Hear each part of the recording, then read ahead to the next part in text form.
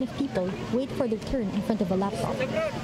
Messages of grief, relief, and hope are sent out at a time when entire cities are information dead zones.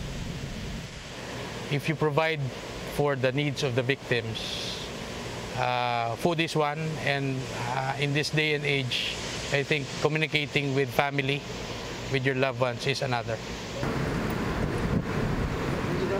This backpack was aboard the first C-130 bound for Tacloban.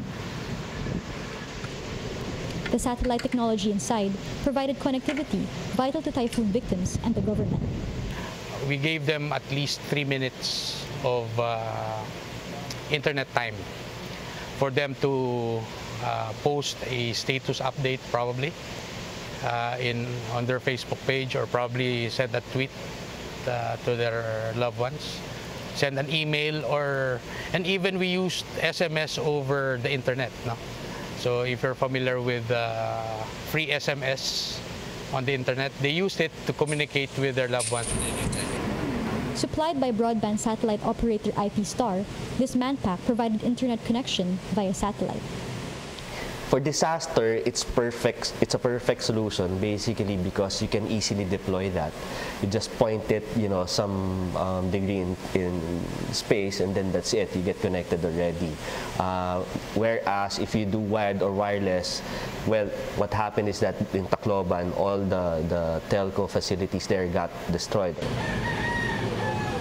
As people searched for loved ones and help came in, more satellite equipment were deployed. After the manpack, we deployed after 2 or 3 days the fixed antenna, which is a bit bigger and sturdier antenna. And the third equipment that we deployed is the MBB, which means the mobile VSAT vehicle. It can be deployed faster, and it has a special feature that automatically aligns the antenna to the satellite. The connectivity also helped the government coordinate disaster response. We were able to stream video. We used it for video conferencing. We used it for our data communications for our reports. We also use it for voice communications. We used Viber a lot in Yolanda. The technology sent out information critical to recovery. Locations of relief centers were mapped out. Communities most in need of help were identified. It's technology from beyond the stratosphere, enabling action and recovery on the ground. P. Ranada, Rappler, Manila.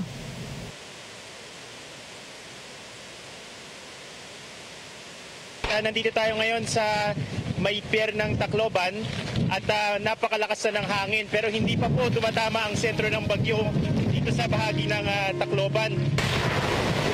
Yung direksyon ng hangin dito talagang paikot-ikot, tila ito na yung mismong mata ng bagyo na nararanasan dito sa lugar na ito. Komunikasyon ang numero unong problema sa naturang lalawigan at rehiyon. People are desperate. People do not have any place for shelter. Water is in short supply. It is a very, very bad situation here. Into the streets we're coming down. We never sleep, never get tired. Some urban fields and suburban life. Who's gonna save the world tonight? Who's gonna bring me back to life? We're gonna make it, you and I. We're gonna save the world tonight.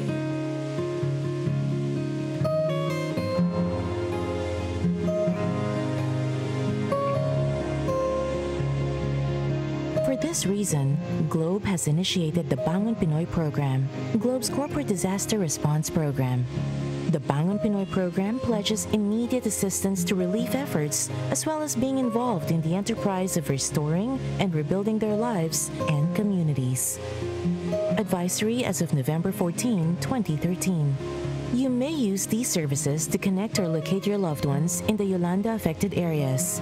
You may also use our channels to donate in cash or in kind to help our kababayans. to reconnect with your loved ones. Free local and international text to all networks for Globe and TM subscribers. Loan 20 texts to Globe TM subscribers.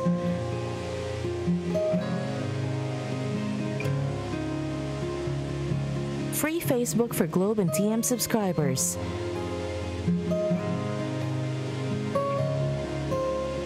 Libreng tawag, libreng charging, and libreng internet center in Visayas. To donate in cash or kind, relief goods may be dropped off in all Globe prepaid on-the-go caravans. Donate via GCash.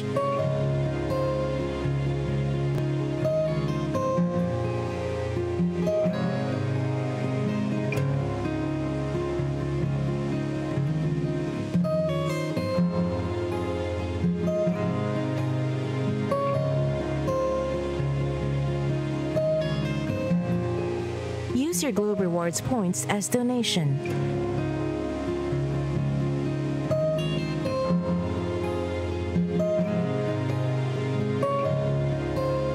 To get updates on relief operations, visit libre.ph for free news updates.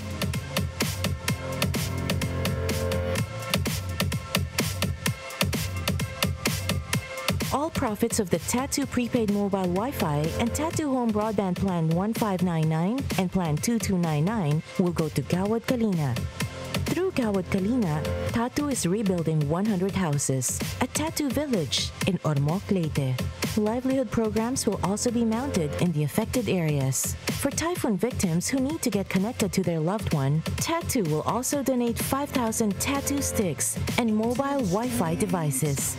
For the easy spread of information, Tattoo will be offering free access to Rappler.com to all its subscribers. Together, we will rise. Turn the crowd up now, we'll never back down. Shoot down the skyline, watch it on prime time. Good afternoon. Good afternoon, magandang hapon po. Dili ko kabalo Mustorya og Bisaya. We would like to acknowledge the presence of Globe's first responders who are in the audience today. Everyone, please rise. The first responders of Globe, we'd like to acknowledge them. And Globe and Rappler are partners for the Social Good Summit because of our mutual understanding on the need for technology and communication in times of disaster.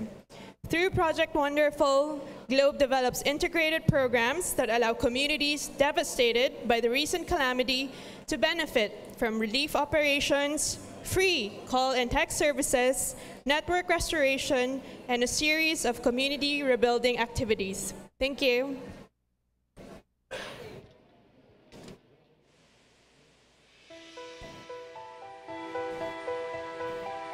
Nakatira po kami sa Osmeña, Marabot, Samar, sa tabi mismo ng dagat. Before ng bagyo, kampante lang po kami na hindi po kami wala pong mangyayaring masama kasi semento nga po yung bahay. Pero hindi ko po lubos akalain na pagkatas ng bagyo, wala na talaga kami bahay. At first, parang wala lang sa amin yun eh. Hanggang sa unti-unting lumakas pa yung ulan, yung hangin, yung yero ng bahay namin, natangay na. Mabilis talaga yung paglaki ng tubig. Parang, sabi ko, oh my God, this is the end of the world na siguro. This is my last existence na talaga. Tapos, pagtingin ko sa level ng tubig, super mabilis talaga yung pagtaas. Tapos, nang umapo na siya sa kesame namin, pumunta kami sa bubong namin, at saka doon parang nagsipagyakan kami. Natrap kasi kami sa loob ng bahay namin. Tapos yung mga puno, nung nagsimula na silang magtumbahan, hindi na kami makalabas sa bahay namin. Tapos nagpapanik na kami. Tapos yung ginawa na lang ng nanay ko, kasi matanda na siya, sabi niya na, iwan nyo na lang ako, parang isave nyo na lang yung sarili nyo. Tapos sabi namin, hindi namin yan kaya kasi alam nga naman iwan namin siya. Tapos yung ginawa ng kuya ko kahit kahit yung maliit yung kuya ko, yung ginawa niya, talagang inalsa niya, kinarga niya yung nanay ko para lang masave yung nanay ko. Instead na ako yung mag-comfort sa mama ko at saka sa bunso ko, ako na yung umiyak. Hopeless na talaga kami, parang ready na kami magpaanod. Kasi taas talaga yung tubig, tas yung parang kung tumingin ka sa labas, parang nasa gitna ka ng karagatan. Kinabukasan, nakita namin, naglakad kami pupuntang quarry sa may boarding house namin. Habang kami naglalakad, nakita namin may mga patay. Tapos sirang-sira talaga yung Tacloban, parang napaiyak kami. Parang yung Tacloban na umuunlad, makikita mo na lang na wala na talaga. Nung kasagsagan ng bagyo habang yung tubig, parang makikita mo nagtutulungan yung mga tao, pati mga kapitbahay nyo, parang iisa lang kayo, parang isa lang hangarin nyo na mabuhay kayong lahat. Wala nang pag-asang nakikita namin ng mga times na yon. Pero talagang mabait yung Panginoon, parang yung nangyaring yon na parang hindi natin na-feel yung present, yung kalinga niya sa panahon na yon. Pero after ng bagyo talagang hindi talaga niya kami pinabayaan.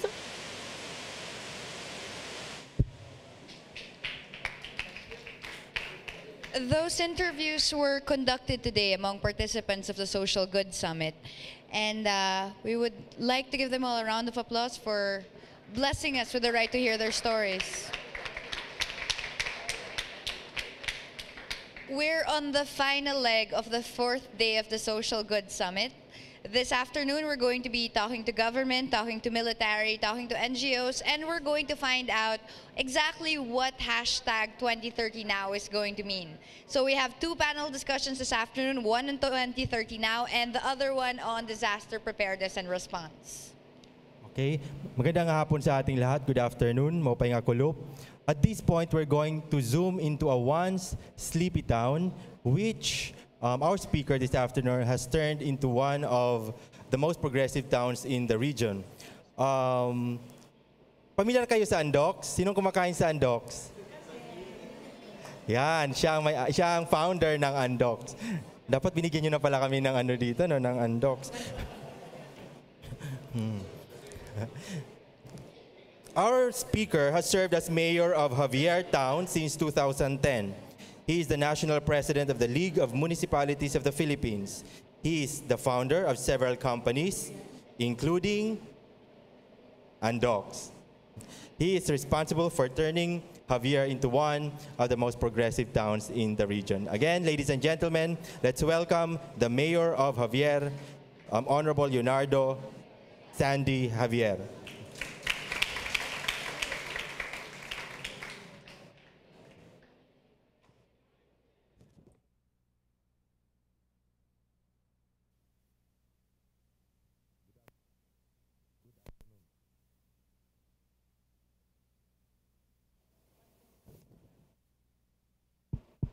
Good afternoon, ladies and gentlemen. I am tasked to tell my story. And where did you get my picture? That was taken right after Yolanda. My name is Sandy Javier. I ran for mayor to give back because I found out that my town was so poor. And this was a way of giving back. And not knowing that I would play a major part in this Yolanda episode. So I was in Manila at the time when we monitored, because of Andox, you know, we monitor typhoons or changes in weather so that we could put down our signages, which will create a lot of damage if we don't put them down. So when I saw the magnitude of the typhoon, I said, oh my God, this is the first time I saw this kind of typhoon, and it's going to hit us directly. And this was about 4 days before the Yolanda actually hit Leyte.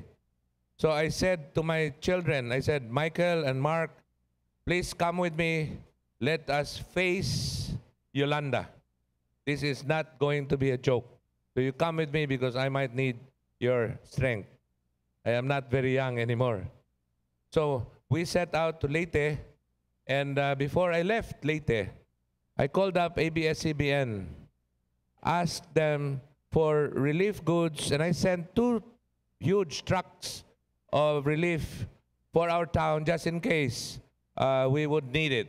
So we were already thinking ahead. And so the trucks went, and gratefully we were given, you know, we received the goods, and they're on their way to Leyte. So we set forth, we went to Leyte, and we started preparing everybody. So during the pre-disaster, we had to get the information, and we monitored the Typhoon Yolanda, and we were praying that it will go up, because usually the typhoon always goes up. But this time, he was, or she was very, very hard-headed. He wanted to hit us right in the solar plexus. So it was going to hit Leyte, and it was going to hit my town directly. So we requested 2 truckloads of food packs. Emergency coordination with the barangay officials was made. And we made an inventory of the evacuation centers, and we mobilized the evacuees. We wanted to prepare everybody just in case there was going to be food distribution. So we already set out our mechanisms for relief distribution.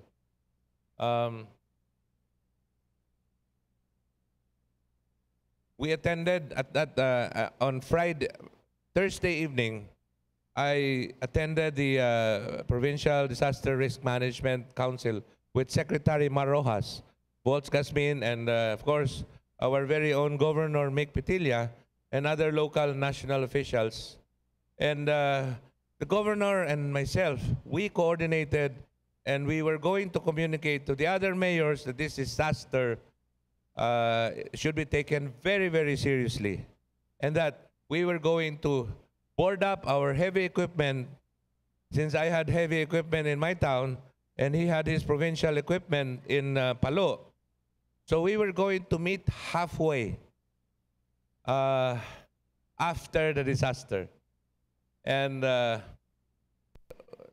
so we would, we would meet halfway. And then that night, we implemented forced evacuation, because everybody was already in the evacuation center. But there are so many people who are hard-headed, they did not want to listen. Because the day before, it was the most beautiful weather situation ever. So ayaw nilang maniwala, no? So sabi nila, Mayor, pag paano yung mga baboy namin, yung mga kalabaw namin, yung mga ganito, yung bahay namin. Sabi ko, importante yung buhay nyo, kasi yung kalabaw nyo, pagdating ni Yolanda, gugulong-gulong lang yan. Yung kotse ko, nakikita nyo yan. Pag yan, tinamaan ng Yolanda, mapupulot na yan doon sa kabilang bayan. Ganon, kalakas. And I was going around my town like crazy, because I thought that this was the biggest disaster that will ever hit us. 374 kilometers per hour. Horrific. So, naghanda ho kami. And then, forced evacuation, ginawa ho namin, inaresto namin yung mga tao na ayaw makinig. And sabi namin, sabi ng pulis ko, Mayor, ano ang ita-charge natin? Bakit natin arestuhin? Sabi ko, pag pinatay mo yung tao, homicide. Pag binaril mo yung tao, hindi namatay. Attempted homicide. Pag nagpakamatay yung tao, suicide. I-book nyo for attempted suicide. So gumawa ko kami ng booking na hindi naman namin sigurado. Sabi, Mayor, meron bang ganong charge? Sabi ko, hindi ko alam. Bukas, tingnan natin pagkatapos ng bagyo. But everybody was so happy because in the precinct, in the evacuation center, they were already starting to be fed. And they were happy to be forcibly evacuated. So, dumating na po yung bagyo. And we slept at 5 o'clock in the morning. But the winds were, because we were so tired, so we just fell asleep. And this was a footage of from the evacuation center in our municipal hall. And it's a short footage, no? So this is what happened.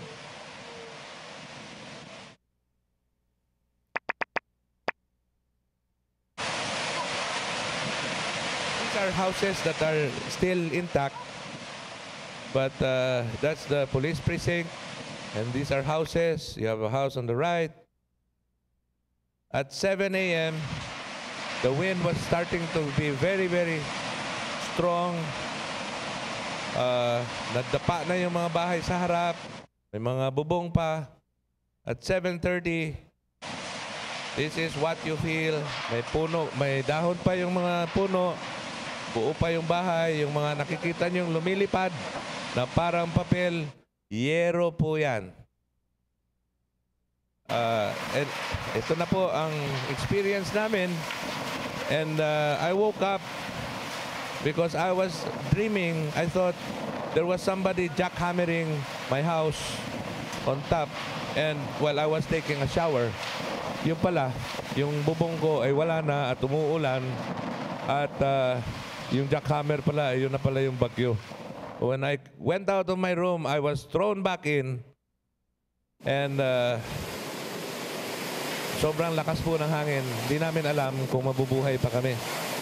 Dahil hindi ko kami makalabas. Dahil pag lumabas ka, ikaw ay itatapon ng hangin. Ganon kalakas ang bagyo. And when it started slowing down, they wanted to pick up stuff. Tapos tayo, wala na akong habir. Wala na yung bayan natin. I was already in tears because I thought that no one in my town was left after that experience.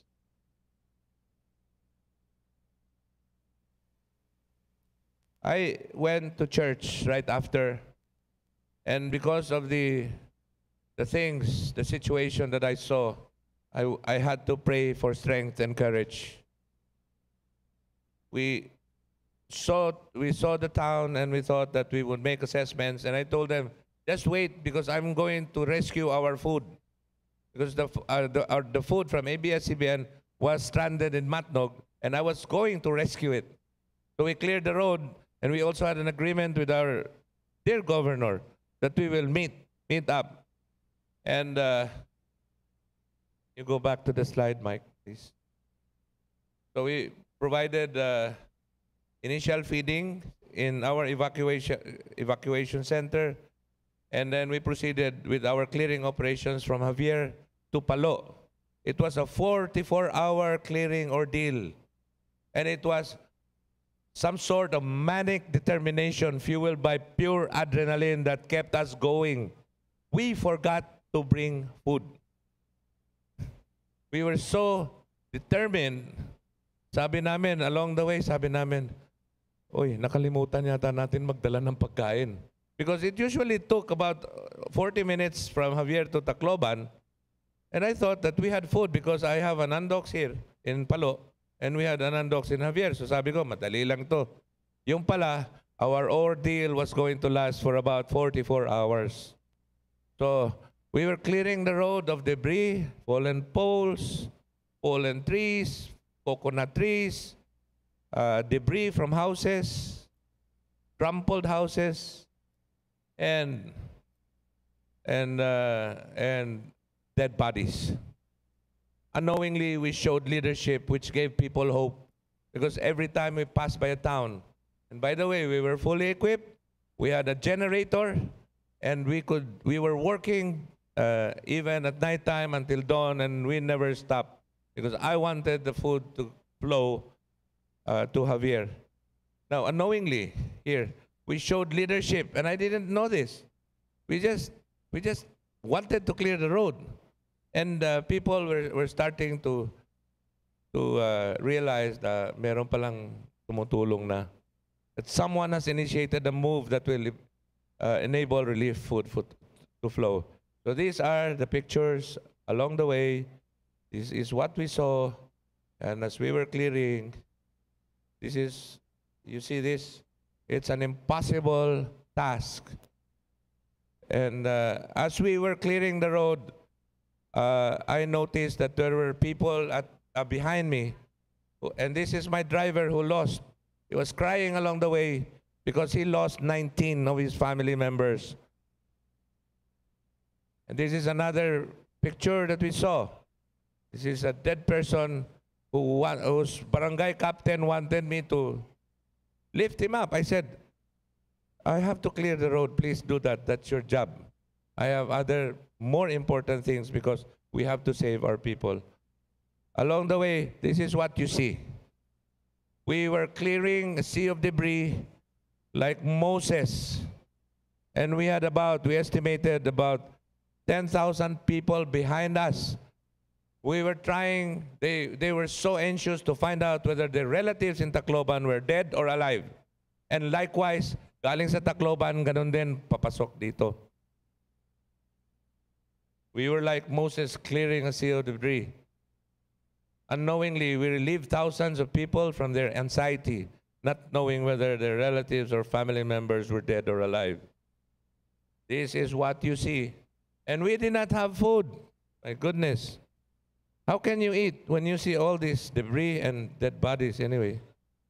So this is, go ahead, Mike. And see, we had to control the crowd. And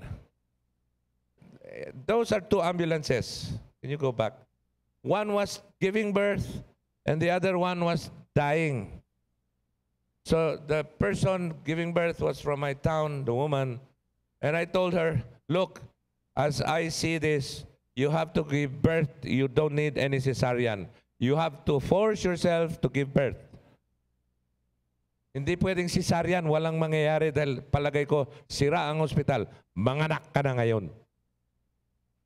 Nanganak. We were able to save the child, and I asked her, I told her, please, that is a girl, don't name her Yolanda. This is what you see. And this is the challenge. This is right in the middle of the road. Behind that are dead bodies. Before that are dead bodies. How do you clear this? With sheer determination, we had all this equipment that we brought with us. And fortunately, when we went to Tanawan, somebody gave us a box of biscuits, which I distributed to all my people evenly, without any prejudice. Ayan o, this is Tanawan. They were digging the burial site for all those, because they were already, they wanted to have to bury all this. You know, this is what we found on the road. And there is a church in here, and I asked the people there, how many bodies have you retrieved? They said close to 500, Mayor, and then there are more coming, and I saw them every minute. There will be people carrying dead bodies, dumping them in, I think this church is San Joaquin. And this is what happened. And this one, look at this guy. He said, I said, why did you steal that? He says, no, I did not steal this. This is the looting portion. And I went to Tacloban, and I met with the president. And when I told him what I experienced, this is how he held his head. Because it was going to be a very, very big job for everybody. We were all wet. He was there on Sunday. And I was very appreciative because at least his presence there gave us really a big amount of hope. This is what happened. We cleared Javier up to Palo. Next. Okay, so we recovered, we distributed, and these are the distribution. Go ahead, faster. We got organized so that we were able to give 28 rounds of relief every 3 days. People would have relief goods good for 3 days. So our relief operations lasted for 3 months. So we all had this donation, and now we had rehabilitation. I have one more minute. Excuse me. I will just make this fast. Time's up. Thank you. Hold on. So these are the schools that they donated, very strong. That school is rated at 500 kilometers per hour. Donated by FF Cruz. Go ahead. And then we're building our schools. There's housing now. See the housing? You want to transfer to Javier? We have very nice housing. We are building back better and we're giving livelihood. Next. I will just finish the slides, okay? These are homes from China, our rural health. We have a vocational school now. We're planting vegetables, livelihood projects. Go ahead. We have now concrete hollow blocks and we call it Build Back Better Hollow Blocks. See? We have boats that we supply to the fishermen. We trained our people immediately. So now they can do fiberglass boats that I think that is familiar with you, Madam Reza. We make this in Javier. See? Tinutulungan ho namin yung mga tao namin magkaroon ng hanap buhay. And thanks to you. And we also planted vegetables all over and lessons learned. Preparedness, nothing can substitute for preparedness. Provisions of typhoon-proof stockroom and evacuation centers, close coordination with national agencies and the provincial government, close monitoring of impending disaster, food, water, fuel, power, communication, medicines, data and distribution mechanisms, equipment, rescue team, clearing team, medical team, mobility and transportation. The national government, this is very important, must always be ready to augment the efforts of the first responders, which is the local government. As disaster closes in, national government likewise should also close in and monitor us. And as disaster nears, the preparedness of the LGUs must be in sync with the efforts of the national agencies to help augment the needs of the first responders, preparedness, rescue, relief, and rehabilitation. Where there is disaster, there is opportunity. By the way, we don't cry over spilled milk. It is not in our character as leaders. If there is something like this, we have to rise and show our people that there is hope, that we cannot just be desperate, no? So, when you're left with nothing, there's nowhere else to go but up, di ba? Kaya po, mabuhay ang mga na-disaster dahil tayo po ay aasenso. Maraming salamat po. Bangon Javier, bangon Leyte. Thank you, Mayor. Everyone will have an opportunity to ask questions later at the open forum. In the meantime, let's call on our next speaker. Dr. Solidum has been with the PhilVox since 1984, the agency tasked to mitigate the effects of earthquakes, tsunamis, and volcanic eruptions. In 2010, the doctor received the Presidential Lingkod Bayan Award for raising the bar of disaster risk reduction and initiating a nationwide mapping campaign for the Philippines. He's a recognized expert in geochemistry, marine geology, volcano and earthquake geology, geologic hazards assessment and awareness, and earth science education. Ladies and gentlemen, a round of applause for Dr. Renato Solidum Jr., Director of the Philippine Institute for Volcanology and Seismology. Thank you, Patricia. People wonder why, despite the advancement in science and technology, and despite our experiences in many disasters, we are still affected by disasters. My talk today would focus on disaster imagination. I think the reason why we are so much affected is because at all levels of society, we don't have the same imagination of what can happen to us, such that our preparedness, our mitigation, our response, and faster recovery are not in sync and slow. Disaster imagination is a very important thing that we must all know. The reality is the Philippines is blessed with many hazards. We're prone to typhoons, floods, storm surges, and geological hazards like earthquakes, tsunamis, volcanic eruptions. As Filipinos, we cannot avoid the hazards. We are prone to hazards. but we should prepare and mitigate so that we are not considered a disaster-prone country. For example, in 2012, Mindanao was crossed over by Typhoon Pablo and thousands of people died. Here in this region, November of 2013, Super Typhoon Yolanda came with strong winds and very high levels of sea storm surges that killed more than 6,000 people and devastated not only the region, but also many other regions in the Philippines. Prior to this, a magnitude 7.2 earthquake affected Bohol Island in central Visayas, killing 220 people, devastating lifelines like water supply, power, communication, and even road systems. If we look back at many of these disasters, we can learn so many lessons. One would be that we should monitor and provide appropriate warning to local officials and the public. It is not enough to provide warning to public, but we need to pinpoint the local officials which have the highest level of active participation to mobilize people to evacuate to safer grounds. We need to communicate clearly the hazards and, most importantly, the impacts that might happen to the communities, to the provinces, and to the whole region. We must respond properly before the disaster and, of course, obviously after.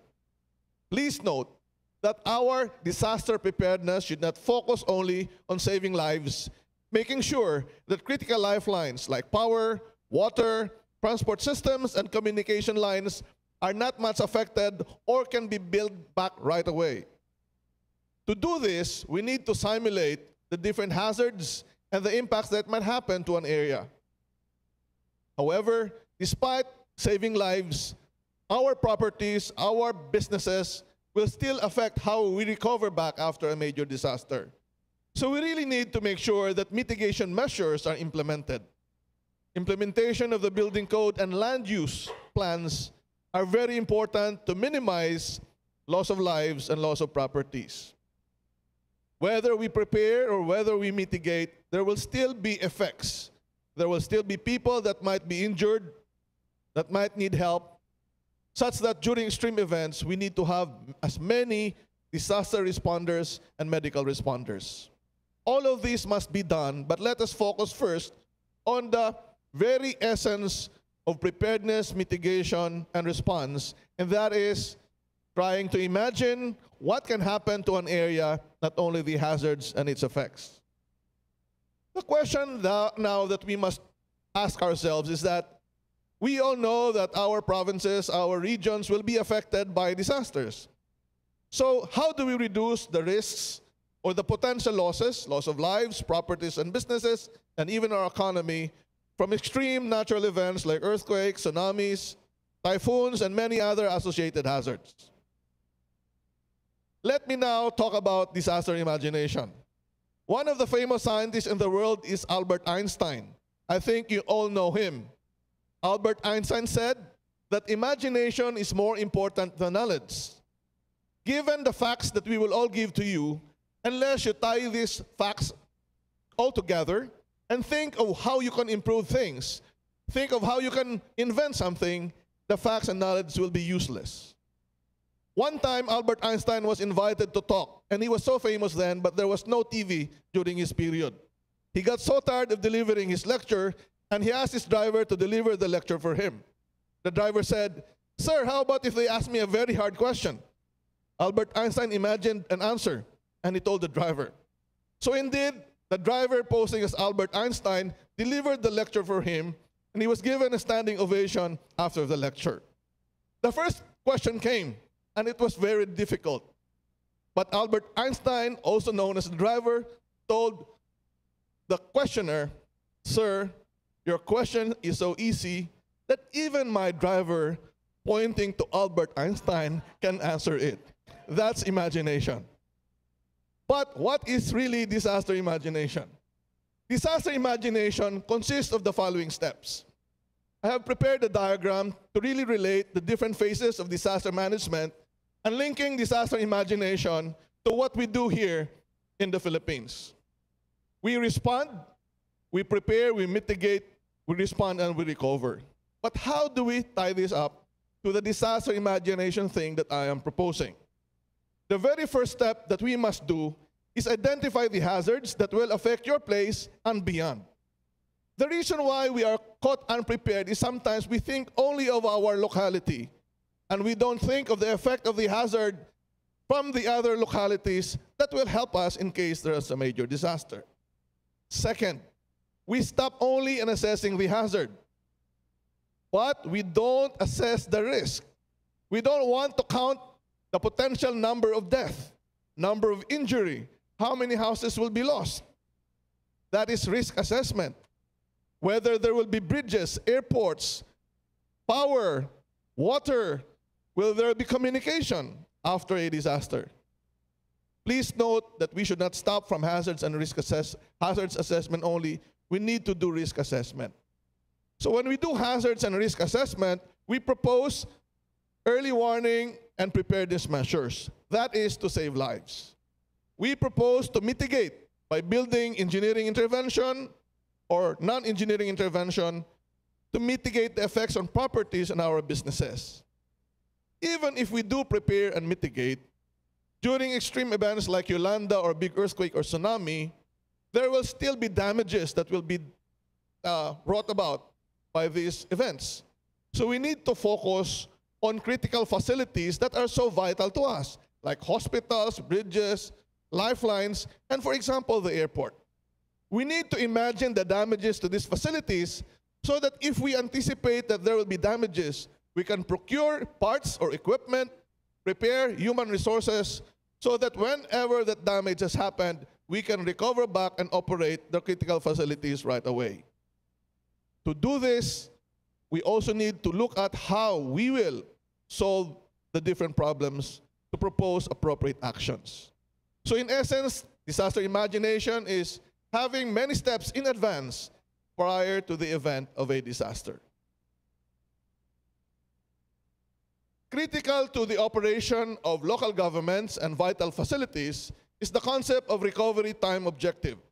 It is essentially a deadline set that when there is a disaster, at a certain number of hours or days, a critical facility will be operated back. I heard that the Department of Transportation and Communication said that if another major disaster visits Tacloban, they wanted to make sure that the runway can be operated after 24 hours of the disaster. And that is the recovery time objective. If we don't have a deadline to recover operation at the local government, for companies and the national government, we will only respond when able, and that will be very slow. And people will think we are not responding properly and we are slow in response. To operationalize the disaster imagination and actions that we must do, I have subdivided an end-to-end warning system activities that we must all do whether we're in government or in private. First, you should know the hazards and risks in your area. Second, you need to monitor the hazards and risks. The national agencies can monitor the typhoon, but you should monitor the monitoring agency of government so that you would know what's happening. Third, this information and warning must be disseminated. National agencies bring it down. You, our partners, and the local government should bring this further down to the people. All of these three, know hazards and risks, monitor, warn, and disseminate information, are critical and mostly done by those at the higher level of society. That is the government and media partners and other organizations. But the fourth and very important part of an early response to the disaster is actually the role of all of us as individual, family, and the local government. That is, despite all the advances in warning, in the information shared, if we don't do a proper and timely response, there will still be a disaster. So we need to respond properly and timely. Let me expound on these topics one by one. First is to know the hazards and risks in your area. What is the hazard? This can be based on history and science-based scenarios. Second, know the areas to be affected. Will your town be affected? Will your neighboring town be affected? Will the whole province be affected? Will the whole region be affected? because it will matter. Response will come from those not affected areas, and it might come from a further distance. It is also important to know this so that proper response will be coordinated right away. We need to build scenarios so that those who will not be affected can preposition their help before the arrival of a possible event. What will be affected is very important, aside from who will be affected. Which houses will be destroyed? Which buildings, properties will be affected? Which bridges, telephone lines, or power lines, or water supply will be affected? All of this can be answered by information coming from mandated organizations, which are the main providers of hazard maps, and partner organizations that will now share this with you, for example, Rappler. For your information, any hazard map for earthquake, tsunami, and volcanic eruptions only come from FIVOX. We are the mandated organization. The other hazards like floods, storm surges, rain-induced landslides come from PAGASA, Mines and Geoscience Bureau, and Project NOAA of the OST. Let me share you an example of how we should imagine things here in Region 8. All of you know that there's a potential problem for typhoons and storm surges. But let me remind you of earthquake problems and tsunami problems in this region. Shown on the map would be the earthquakes all over eastern Visayas. Where the concentration of earthquakes are where the earthquake generators are. Historically, you all know that in October of 1897, a super typhoon passed over the same island of Leyte and generated storm surges that killed thousands in Palo and now the present Tacloban. That is October of 1897. But in the same month, a major earthquake of a magnitude 7 or greater affected the region, such that in one description in Lauang, Samar, it said that all the public edifices, churches, rectory, schools, and court, which were spared by the typhoon, have been damaged by the earthquake. Ibig sabihin, yung natira ng typhoon na mga building ay nasira during the earthquake. So please note that you should not prepare only for one hazard. You should prepare for multiple hazards. Don't forget the geological hazards when you rebuild back Eastern Visayas. The scenario is, if there is a major earthquake coming from the Philippine Fault Zone in Leyte, magnitude 7.2 earthquake can shake the whole island of Leyte with an intensity of 8. Intensity 8 is a very destructive ground shaking. That is the red color. And to imagine an intensity 8 ground shaking, I show a video clip of the Japan earthquake of 1995.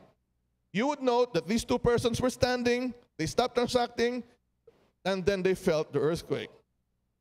Please note that this building did not collapse, but all things were moving such that you are not able to stand during a strong earthquake at intensity 8. So what are you supposed to do when there is an earthquake after I talk? You should do what? If there's a table or none, drop, cover, and hold.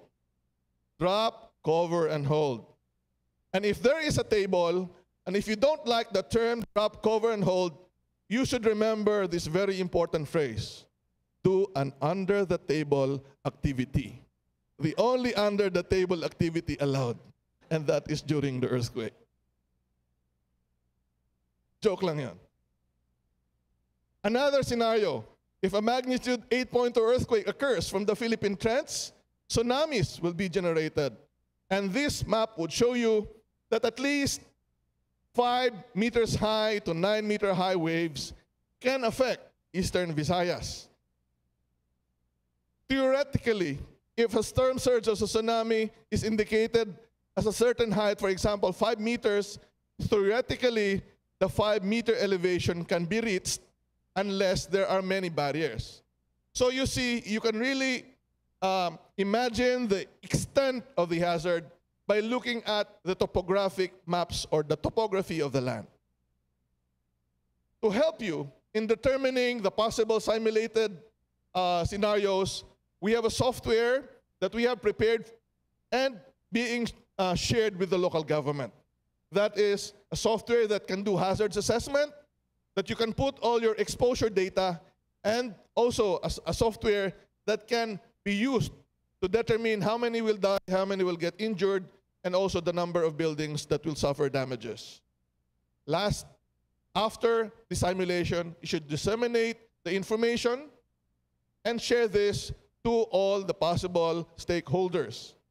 So if Pag-asa, for example, is telling you about a typhoon, or FIVOX is talking about a tsunami, so what would be the hazards involved? Second, where is the current location of the typhoon or tsunami, and where will it impact? What will be the effect? And more importantly, what is the scale or intensity of the hazard? Ano po ba ang kategory ng typhoon o gaano kataas ang tsunami? In the Philippines, tsunamis are very important, and we have devised an information tool. The reason why I am showing this as an example is that don't study the warning system when there is already a warning. You should study it prior to the use of the warning system. So if we have a tsunami warning, it would mean that 1 meter or more waves will happen and you need to evacuate low-lying areas. But technically though, there are many other things that you can use to monitor a possible disaster. For example, you can use natural observations for warning a possible event like a tsunami. So in a tsunami, you can use 3 signs for warning. The first is shaking, or the word shake, you remember. The sudden retreat of seawater, or drop. And then the roaring sound when the tsunami is arriving. So just remember these 3 simple words. Shake, drop, and roar. Ulit, shake, drop, and roar. Hindi po shake, rattle, and roll. Sini lang po yun. Knowing the technical warning and knowing the natural observations, now we can respond to these events properly. And to respond to it, it was already shared by Mayor Javier, but let me just emphasize that there are 3 phases of responding properly. Prior to the event, you need to prepare. You need to have evacuation procedures, identified evacuation sites. You need to evaluate the site safety and location safety, implement the building code and proper land use. And this is very importantly done by the local government. During the warning, you need to monitor the monitoring agency that would give the information, and then you follow the recommended actions. For example, evacuation, or for fishermen not to go out to the sea. And lastly, after the event, we need to now assess the effects. We need to share these observations to the proper authorities. We need to assess the needs of the people so that we can recover and respond faster. And here lies, in many of these aspects, social media can help, especially in assessing the effects and assessing the needs, as shown earlier by prior speakers. Let me just emphasize some of the things that the local government must do. These are pictures of typhoon effects in Mindanao. The lower left is the Orchid subdivision in Iligan City, which is along the meander of river. Dapat hindi yan nilalagyan ng subdivision. And why did that happen? Improper land use. During Typhoon Pablo in Davao Oriental, many buildings collapsed simply by the strength of the strong wind. We need to upgrade our building code for wind, and we need to follow. It's not simply saving lives by evacuating, but making sure that our houses are safe. And so, to help you in really assessing if your house, built up of 1 to 2 story concrete hollow blocks, are safe from an earthquake, we have prepared a 12-point questionnaire, how safe is my house, so that you can check your house for earthquake safety. Every question is answered by 1 or 0 score, and at the end of the questionnaire, you can tell if your house is safe or not from an earthquake. If you have so many houses, but you're worried about your wife and your children, you can rename the title of How Safe is My House to How Safe is My Wife. I think now you will be more serious about it. Please use this. Rappler has posted this in their website as well. Preparedness at the coastal communities. You must have an evacuation plan for storm surges and tsunami. And please note that if you are rebuilding back better for Yolanda, did you consider the tsunami hazard, which is further inland? when it comes to the reach of the water. We need to prepare evacuation map, put up signage, and conduct drills. So in summary, let me end by making sure that you remember at least some of the things that I have mentioned.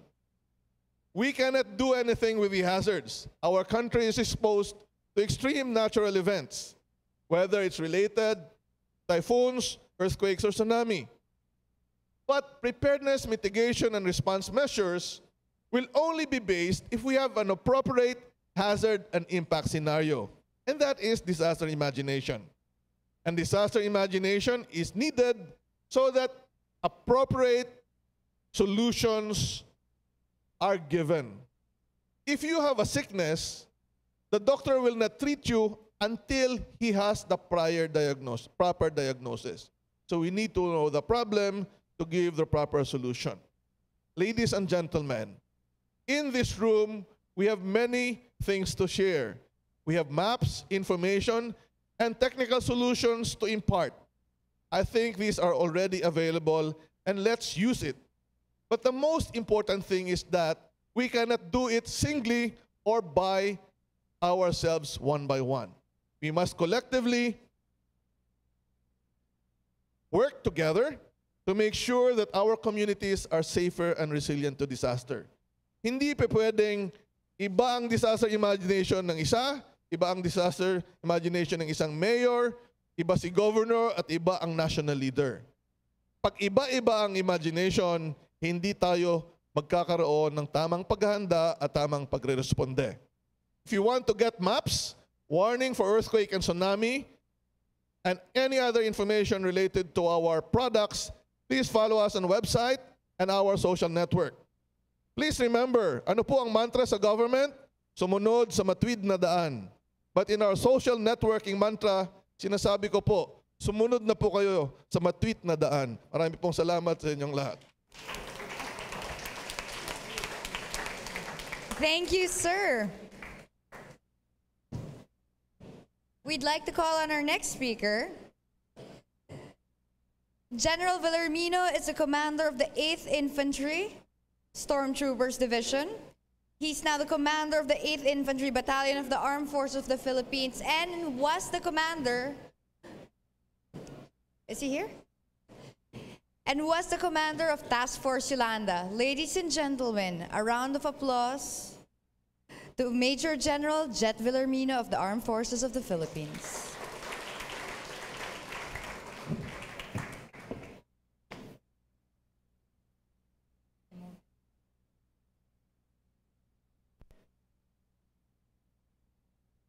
Ladies and gentlemen, magandang hapon po sa ating lahat. The Chief of Staff of the Armed Forces of the Philippines desires much to be with us this afternoon to deliver this presentation. However, due to the situations in Metro Manila, he can't make it.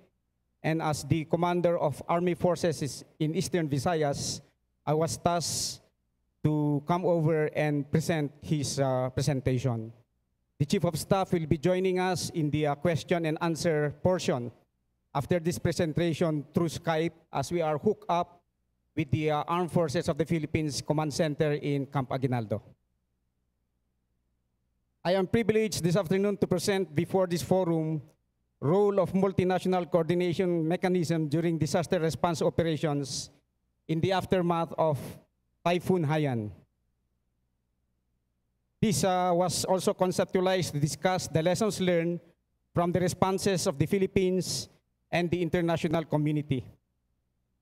This presentation aims to provide an overview of the role of multinational coordinating mechanism during the conduct of disaster response operations in the aftermath of Super Typhoon Haiyan, also known locally as Yolanda. The scope of my presentation will follow this sequence. On 08 November 2013, the Republic of the Philippines experienced the largest storm to make landfall in recorded history with a strength of more than 250 kilometers per hour and width of about 480 kilometers.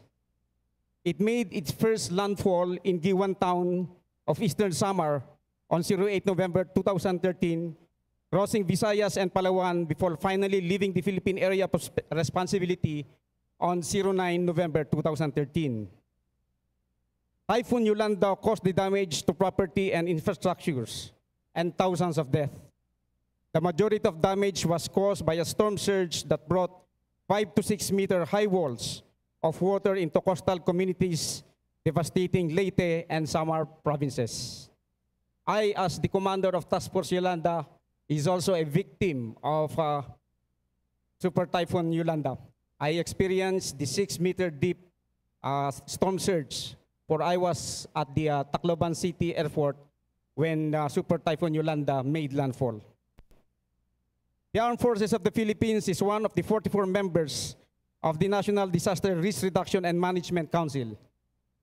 With the approval of the National Disaster Response Plan, the AFP is the lead cluster for search, rescue, retrieval cluster, while other concerned agencies with search and rescue capabilities provide support, such as the Philippine National Police, the Philippine Coast Guard, Bureau of Fire Protection, Philippine Red Cross, and the local government units.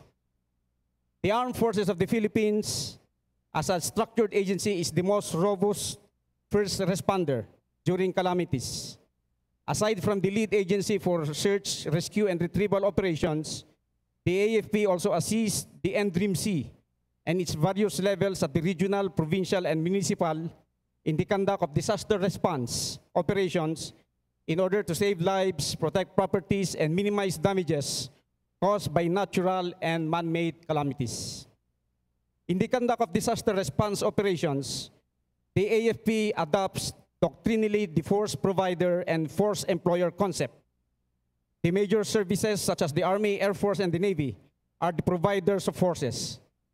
They organize, train, and equip their respective disaster response unit that will be deployed for HADR operations through the Unified Commands. On the other hand, the Unified Commands provide command and control and direction of all disaster response operations at the operational and tactical levels. The Unified Commands utilizes the forward deployed assets from the different infantry divisions, disaster response units nationwide. Working on the 4 pillars of disaster risk reduction and management, the role of the military in HADR includes but not limited to the following. During prevention and mitigation, engineering units could be tasked to construct dikes and other flood control structures. As part of preparedness, repositioning of food and non-food items in disaster-prone areas may be done utilizing our military mobility assets. In like manner, the military units could be tasked to disseminate early warnings and advisories in isolated areas. In the aftermath of any disaster, our troops are ready to conduct search and rescue and relief operations. During the rehabilitation and recovery, our engineering units may be tasked to rebuild communities and infrastructures, such as houses, roads, and bridges. The Filipino people expects the military to be there when disaster or calamity strikes. The military sees this as an opportunity to help and exercise civil-military cooperation and coordination. With the approval of the National Disaster Response Plan by the Council on 11 June 2011, the AFP is the lead in search, rescue, retrieval, with the support of DILG, DOH, DPWH, DSWD, PCG, BFP, PNP, NBI, OCD, the MMDA, and PRC. With the magnitude of devastation caused by Typhoon Yolanda, and with the overwhelming humanitarian response by international community, the Armed Forces of the Philippines created the Joint Task Force Yolanda. Its mission is to conduct humanitarian assistance and disaster response operations in coordination with local government agencies and foreign military forces to fast-track the distribution and delivery of relief goods, deployment of responders, assets, and resources in order to mitigate the effects of the super typhoon. Its concept of operation is to establish the AFP OCD HADR Command and Coordinating Center, establish strategic logistical hubs where food, where goods and supplies will be positioned and ferried using all available land, sea, and air assets. Facilitate coordinations of all efforts with other foreign military through the Multinational Coordinating Center. Upon transition from relief to early recovery to rehabilitation phase, engineer units will assist in the reconstruction of damaged infrastructure and provide engineering support to other agencies as requested by the Regional Disaster Risk Reduction and Management Council. The Multinational Coordinating Center was established to facilitate coordination and cooperation of foreign military forces with the affected nation to support the humanitarian assistance and disaster response in affected regions in Central Philippines. The host nation determines the priorities for support and articulates those priorities to the MNCC for support.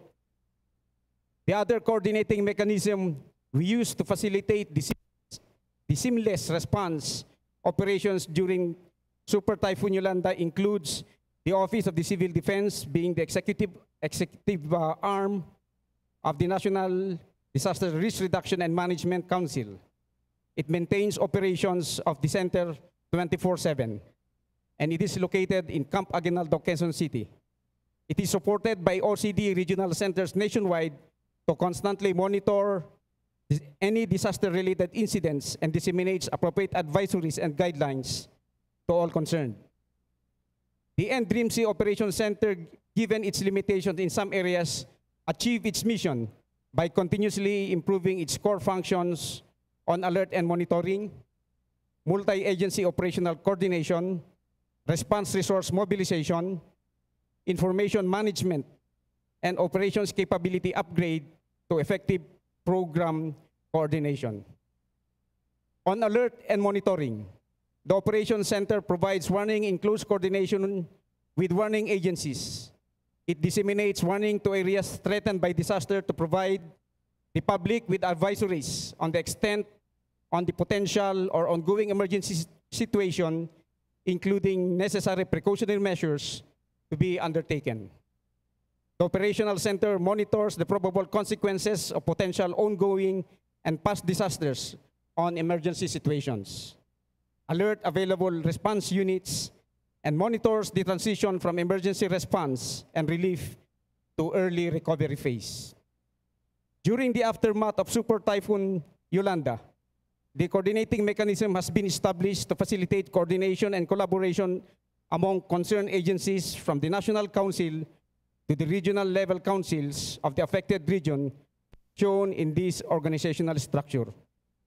These organizational structures have been established to facilitate coordinations at the most devastated areas of Tacloban City, Leyte, and Diwan, Eastern Samar, in Region 8 or in Eastern Visayas. HADR coordination hubs were established in those areas. Another coordinative mechanism used in facilitating the influx of humanitarian response and aids is the one-stop shop facility, which was activated on 12 November 2013.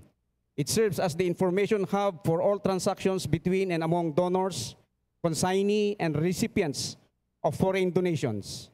The identified government agencies shall expedite the documentation and processing of imported donations, including the issuance of custom, immigration, quarantine clearances, and the flight clearances. The one-stop shop operates 24/7.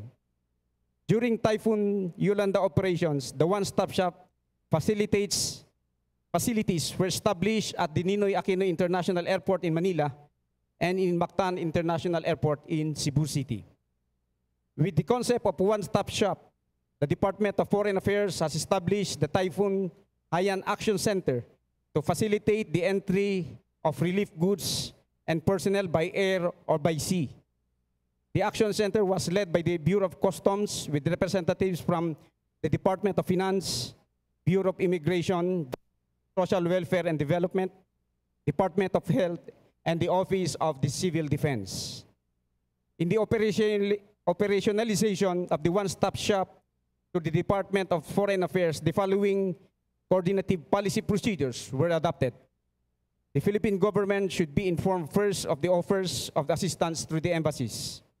Medical assistance, coordination with the Department of Health, search and rescue with the NDRMC or OCD. Goods must be consigned accordingly or to the embassy. Military assistance with the Department of National Defense, operational coordination with the Multinational Coordination Center, and cash assistance to social welfare account, MDRIMC or the Philippine Red Cross. This is the flowchart of the one-stop shop used during Typhoon Yolanda. At the national level, starting from the top, the FA through its embassies and consular offices shall convey requests for humanitarian and relief assistance to the international community. The FA shall attend to the corresponding national requirements for flight and vessel clearances in coordination with DND, AFP, which shall be authenticated by the consul. NDRIMC shall be informed of all transactions between and among donors, consignees, and recipients or beneficiaries. DSWD, DepEd, DOH, DOST, and other NGAs shall be the consignee of all international donations, and as such, prepare the necessary documents for processing and clearances at the sub-national level. At the sub-national level or regional level, processing of custom clearances by the Department of Finance or the Bureau of Customs shall be in Mactan Airport and BOC at NAIA. Port of entry or exit will be the airports or seaports. Then it will be distributed to the local government units. During the height of Typhoon Haiyan operations, the UN Civil-Military Coordination was established through co-location concept in Cebu, Rojas, and Tacloban. Liaison visits in Manila, Giwan, and Ormoc were also undertaken. A best experience on civil-military coordination mechanism was the establishment of the Civil-Military Coordination Center in Rojas City on 14 November 2013, wherein co-location strategy among local agencies and foreign countries was adopted.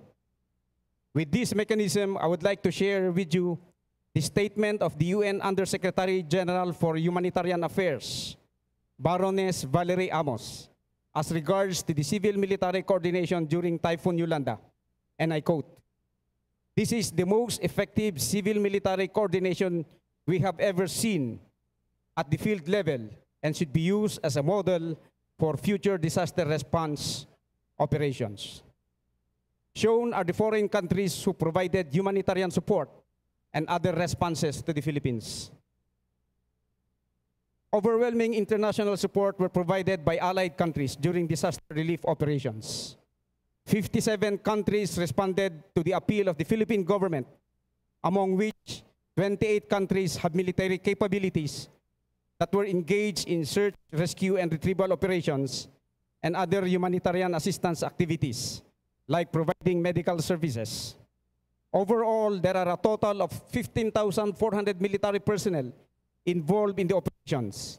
145 military aircraft, 29 Navy ships were utilized, providing support for the armed forces of the Philippines and other non-government agencies and non-government organizations. Transportation assets of the other multinational forces were integrated to further fast-track the delivery of the needed resources to the typhoon-affected areas. The Joint Task Force Yolanda coordinated and monitored the flight schedule, naval schedule, and initiated force protection for 29 multinational foreign military performing HADR operations in the different typhoon-affected areas. The NMCC is the constant coordination with the AFP Command Center ensured the maximum distribution of relief goods and other services in the most isolated and devastated areas and identifying priority areas based on the report of tactical commanders, augmentation forces who are on the ground. This shows the foreign military assets provided and deployed during the Yolanda operations. With the overwhelming response and humanitarian assistance provided during the height of Super Typhoon Yolanda, the following were the best practices and lessons learned that shall guide our leadership in enhancing the disaster risk reduction and management towards achieving a more resilient and safer Philippine community. One is preparations for disasters should be on worst-case assumption, including the possibility that responders are also victims. Multi-level response should be seamless with the experience of influx of arrival of overwhelmed the airport authorities, damaged airport and not functioning well, and various coordination bodies. Expectation from military is very high. Timely declaration of state of calamity that opens multinational response. MNCC's effectiveness for military to military coordination of foreign military forces. Establish HDR distribution hubs in affected areas. Come up with legal framework to expedite and simplify the entry of foreign responders, goods and other forms of assistance. Improve logistics capability. Enhance interagency training, and strengthen knowledge and understanding of civil-military coordination concepts, principles, and applicable guidelines, such as the Oslo Guidelines and the Asia-Pacific Regional Guidelines for the use of foreign military assets in natural disaster response operations. To our regional partners and allies, we thank them for their contributions during the Yolanda operations. We will never forget that. That ends my presentation. Maraming salamat at mabuhay tayong lahat.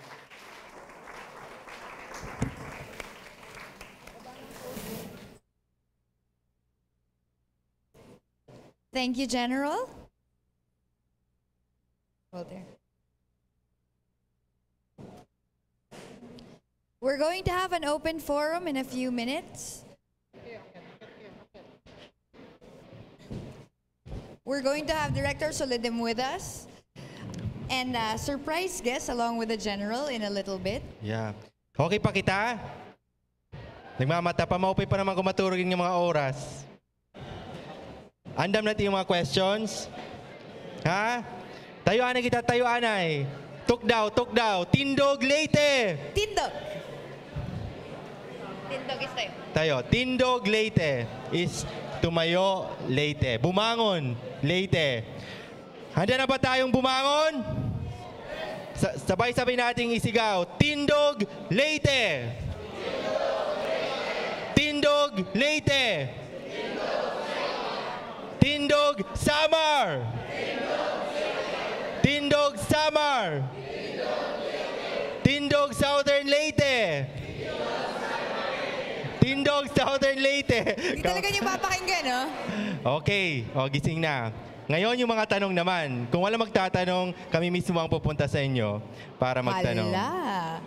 Mga kabataan, marami tayong kasama na nandito na galing komunidad. Nakakatrabaho nila yung mga militar, yung mga government officials, yung agencies na nasa LGUs. Kaya kung may mga tanong kayo, gusto nyong linawin, nandito sila pagkakataon na ito, tanungin natin sila, okay? I would like to invite our speakers. Again, another round of applause for Director Solido and General Villarmino. We have a special guest on Skype. Is he ready?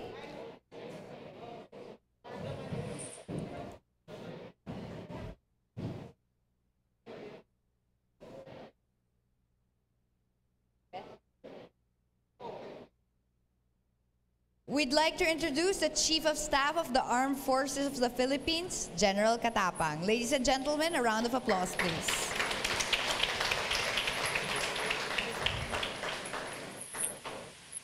Hello, mo pa yung kulop, General.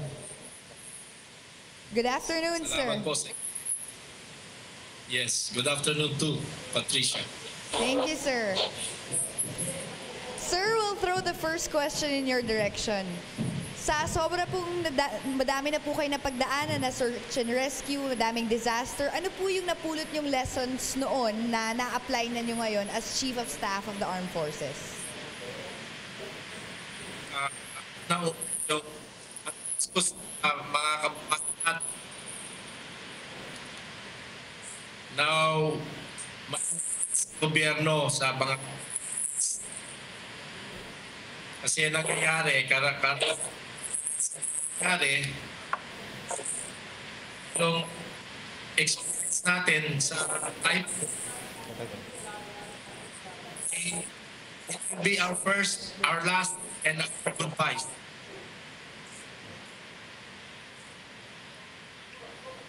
Dahil kasi parating sinasabi na kaya natin.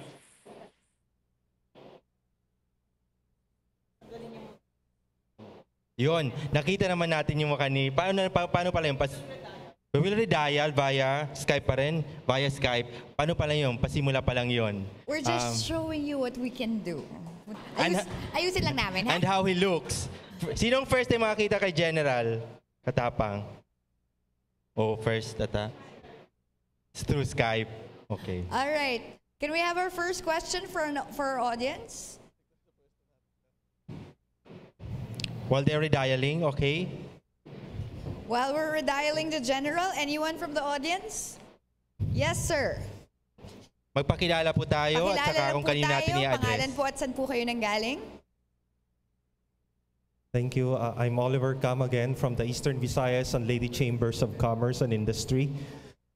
This question is directed to Director Solidum because again we were also using social media as early as 5 days before. We're already monitoring the storm.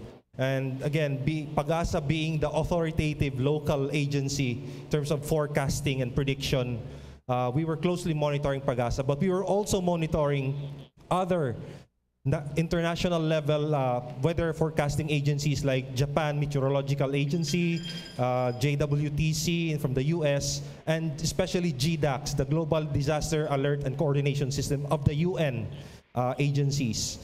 And I noticed 2 days before the storm, there was already a big difference in the wind speed being reported by PAGASA, our local authoritative agency, and all the international agencies. In fact, I have here the archive of PAGASA's weather advisory, 5 a.m., November 8. It only reported a maximum sustained wind speed of 265 kilometers per hour. All other international agencies were reporting 370 to 380. That's 100 kilometers per hour. Very big gap and a very big difference in terms of preparation. I'm just wondering, moving forward, what is being done to upgrade the competency and forecasting skills of our PAGASA weather forecasters, because PAGASA also had the most accurate storm surge prediction. And guess where it was hidden in their advisory? And I showed it to some of my media friends here. It's on the second to the last paragraph of your advisory. Never could you see it on the front page or on the banner headlines that we have a 7-meter storm surge. It was buried deep within the advisory. So I'm asking, moving forward, what is being done to increase the competency of our national level forecasting team to highlight the most destructive factors in any calamity over and above other considerations. Thank you. Thank you very much, sir. Director? Hello. Before I answer that, let me put a disclaimer. I'm from FIVOX. I'm not from PAGASA. Okay? Just to make sure that you understand, PAGASA follows the World Meteorological Organization's definition of the wind strength. They follow a 10-minute average. US, in particular, follows a 1-minute sustained wind only. PAGASA follows 10 minutes. So kahit nag-maximum ka ng 300, pero 1 minuto lang yon, i-report yun ng foreign. Pero ang PAGASA, 10-minute average. Yun po yung difference. I think PAGASA has been upgrading its monitoring capability. But I have to caution you, different organizations all over the world have different ways of mentioning the wind speed. Likewise, pagdating sa FIVOX, don't compare our magnitude with magnitudes of other organizations because they don't exactly follow that we will have the same magnitude because we use different formula and we use different instrumentation. But when it comes to location of earthquakes, then our location is better. The more important thing for earthquake is the intensity and not the magnitude. So explain ko lang po yun, ano? When you compare one organization to another, you have to look at how they defined that particular number. Tama po kayo sa susunod nyong comment. I pointed that out to Pag-asa as well, that if there is a special hazard that we need to mention, highlight it. Tama po kayo, and we already pointed that out. And DOST and Pag-asa has been planning to have a separate alert or warning scheme for storm surge only. That kind of suggestion is very similar to what we do in earthquake. If there is an earthquake on land, we give you details about the earthquake continuously. But if the earthquake is offshore, once we tell you the magnitude of the earthquake and where it is, we will drop additional information on the earthquake. We will focus first on the tsunami. Okay, so tama po kayo. We need to highlight the more important thing in a separate messaging. All right, thank you, Director Solidum of PhilBooks, not Pag-asa. Yeah, General Katapang is back. Perhaps we have a few questions from the floor. Who would like to raise the first question? I see a woman there in red. Can you please introduce yourself and address the question for General Katapang? Questions for General Katapang? Yes, ma'am, in orange. Yeah. While Patricia's... Yeah. General Katapang, would you like to answer the question of Patricia before you were cut off? Opo, ang greatest experience namin is we treat all typhoons as if they are enemies of the state, and we prepare very meticulously to address each typhoon.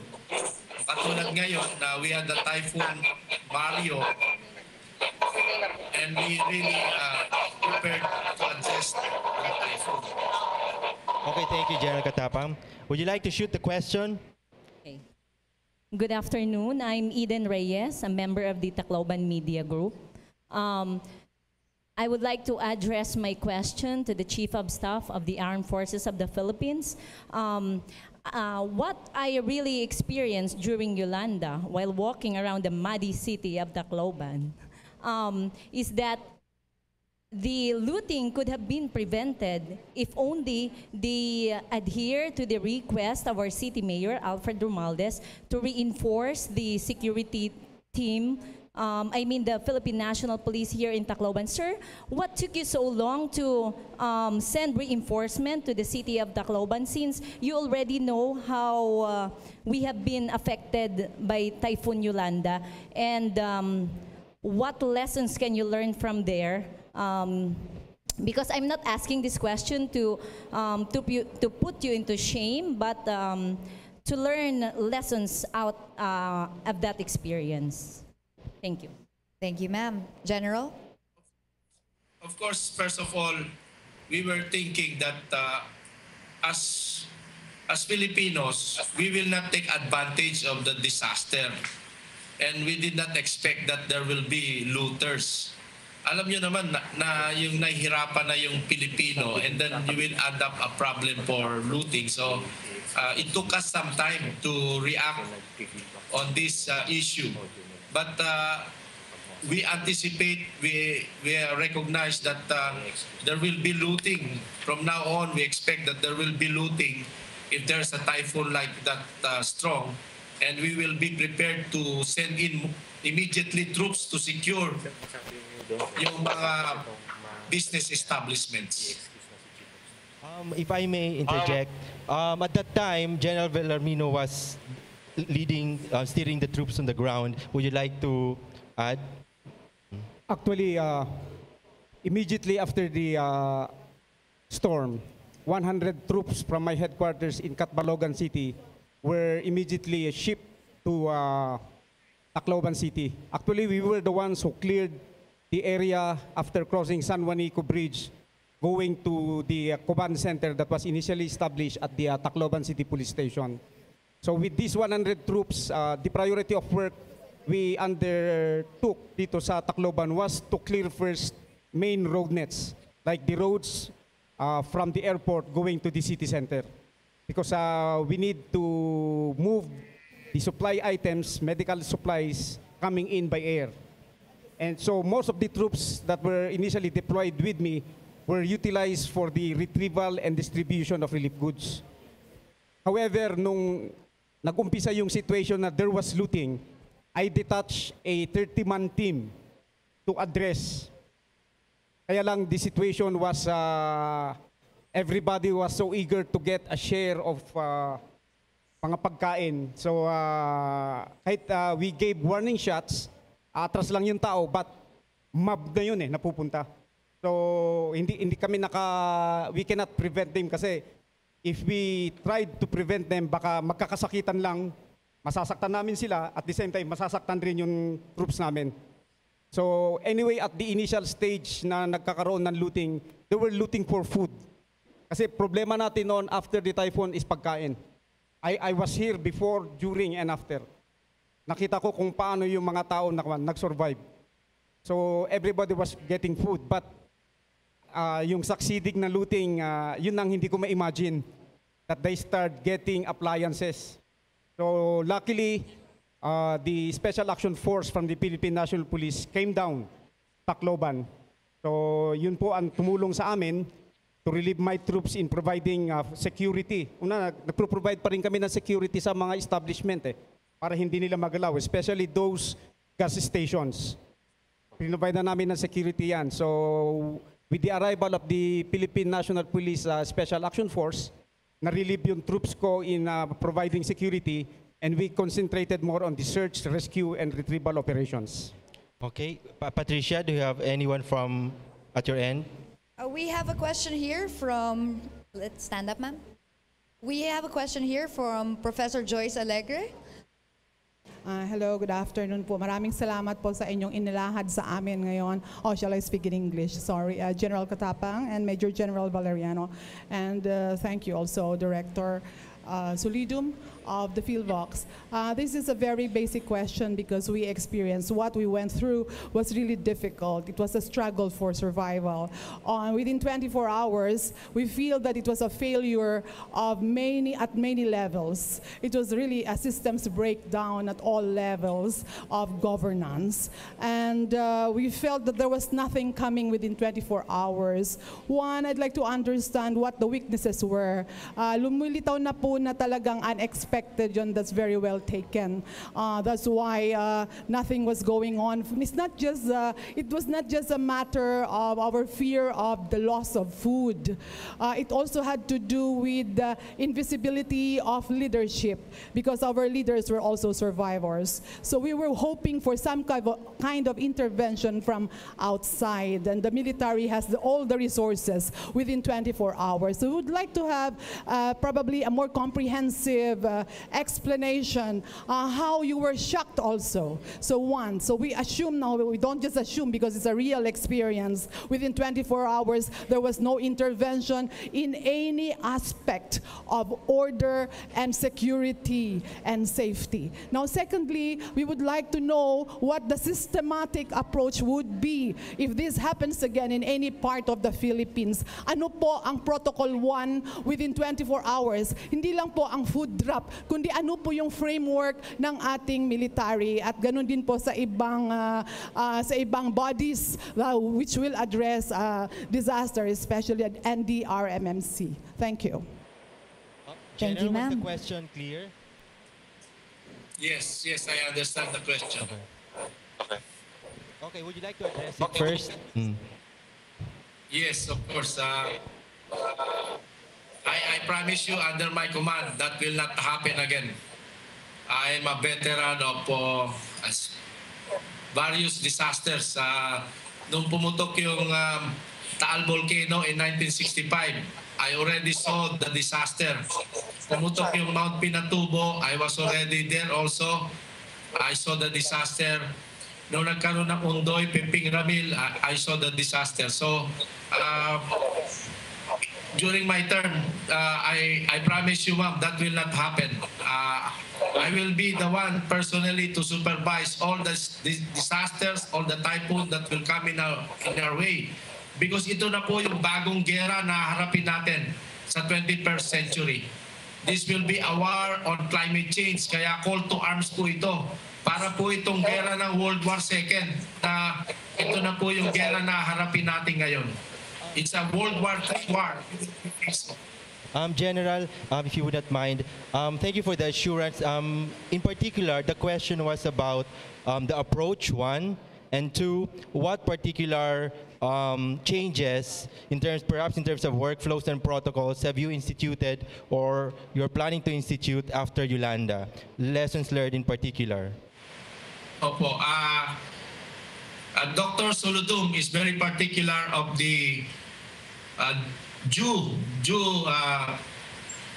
the earthquake that is due in Metro Manila.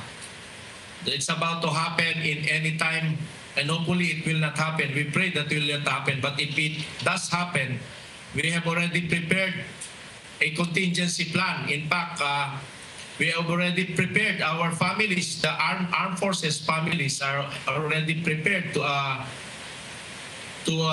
react to this type of earthquake, because we were told that initially there will be 30,000 people killed and maybe another 60,000 injured. So when I went, we are now planning for how do you bury 30,000 people who will die in Metro Manila, and how do you react to save about 50 to 60,000 people caught in the building. So we are already preparing for this the Big Bang, so-called. So ito na po yung template natin. We have already a template to follow. And ang mangyayari po, yung armed forces po will not be coming, the reinforcement will not be coming from the areas that were already affected. Katulad kung lumindol po dito sa Metro Manila, the Southern Luzon Command and the Northern Luzon Command will be the one who will react. Magre-reinforce po tayo ng about 5,000 soldiers coming from the north and another 5,000 soldiers coming from the south. Now, if Yolanda again happens in Leyte, I think we will react. The Eastern Mindanao Command and the Western Mindanao Command and the SOLCOM or Southern Luzon Command, 3 commands, about 10,000 soldiers will immediately reinforce the division of General Jet Villarmino, because he was also likewise overwhelmed by the typhoon.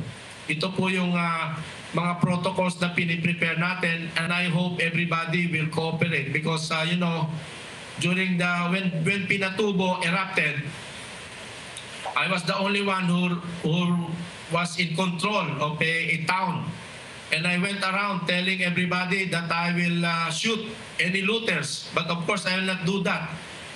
But in this case, we will have our people should be prepared for these types of war we will be facing.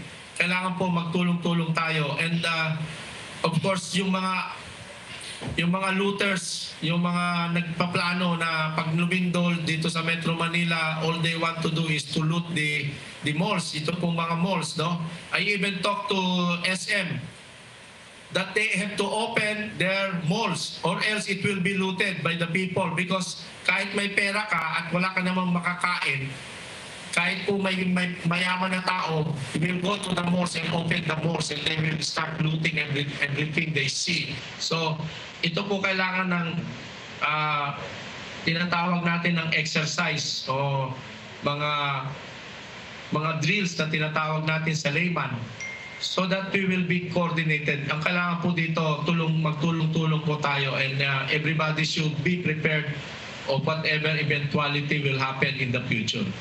Okay. Perhaps General Villarmino would like to respond. You were overwhelmed. Were you overwhelmed during that time? Would you like to react? Actually, how overwhelmed? We knew that a strong typhoon is coming in. So we have disaster plans that were already implemented. Actually, the Disaster Response Task Group 8 from the division was already activated days before the landfall of Super Typhoon Yolanda. Actually, we already pre-deployed teams and squads on the areas that the typhoon were to pass through.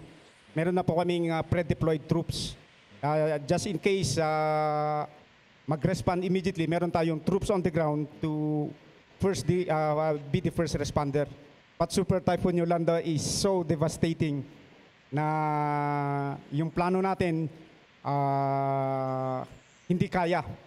That's why after Yolanda, there was a series of post-Yolanda conferences we had. We had to review the plans, we have to review policies, we have to review guidelines, what are in place in the policies na kailangan enhance natin. What will we do to capacitate more our the military first responder or disaster responders natin. So in preparation for the next typhoons that we anticipate,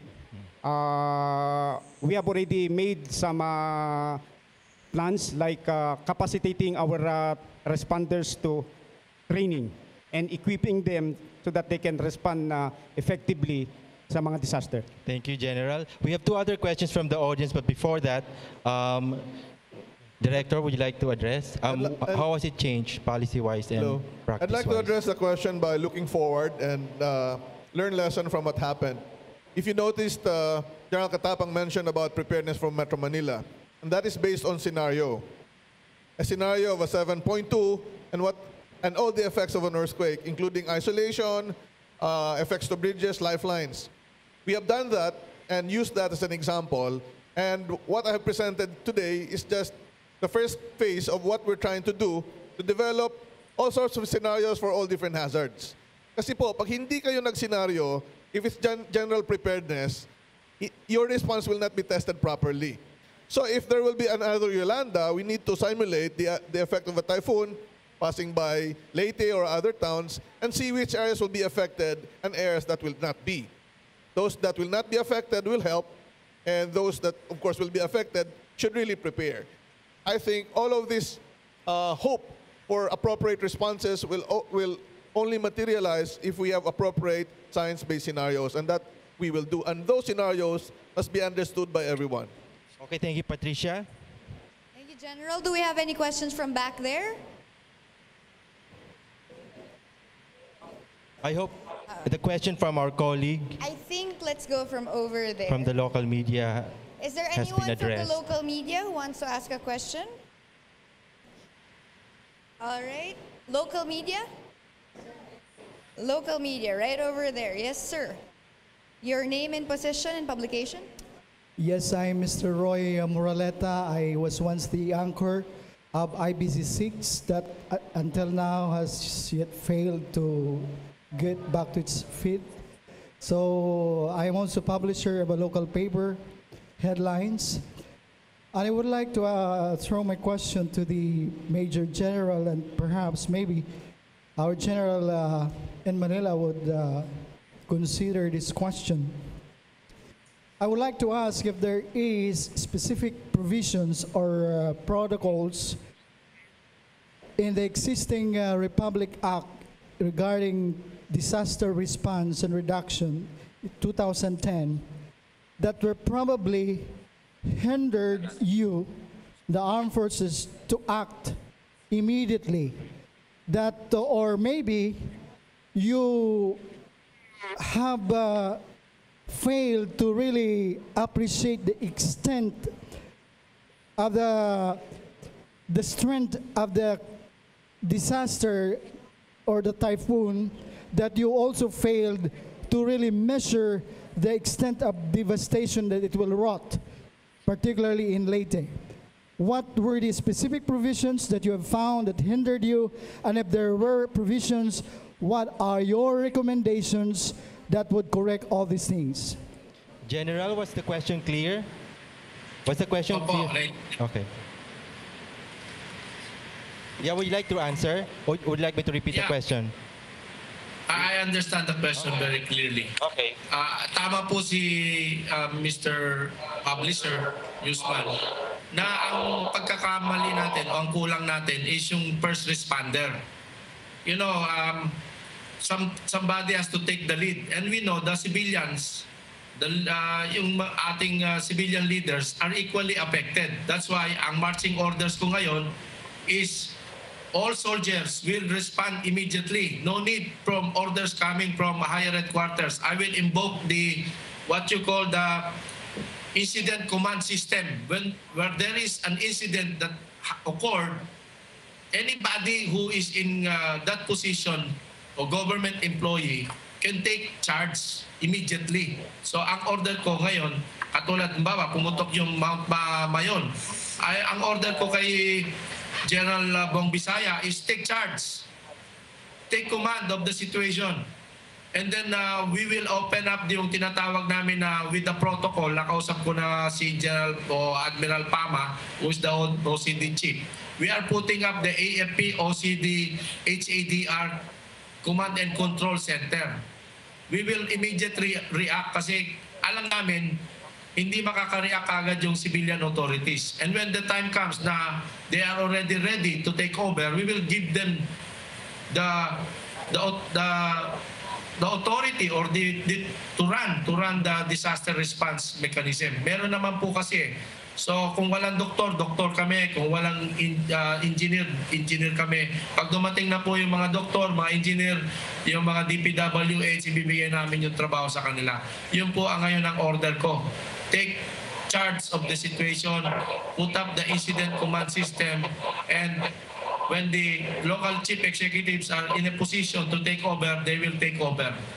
Ang importante, makita kagad po yung ating gobyerno na nagre-react katulad ng nangyayari ngayon. We are taking over immediately, and then we will inform the OCD that we are taking command for the meantime in as much as wala pang nagre-react na other government agencies. General, there was another question. Is the NDRRM law enabling the military to respond quickly, or is it stifling you to move as fast as you were expected to? Or are there particular provisions there that you would like to improve? Have you revisited the law after Yolanda? Kasi ang AFP po ang lead role in search, rescue, and retrieval. Pero ang kulang dito is the lead role in the emergency response mechanism. Yung magre-react kaagad. Yung wala po, yun ang walang kulang. Anyway, may sunset review yung ating NDRRMC law. By 2000 next year, may sunset review. We can input that provision na immediately it will be the armed forces who can put up the emergency command system para lang may magre-react kasi yun naman po ang role ng armed forces. Ang role po natin is the protector of the people. Hindi naman po pag sinabi protector of the people in times of emergency, in times of disaster po kasama yan, and in times of calamity. So we will immediately react as part of our job of protecting the people.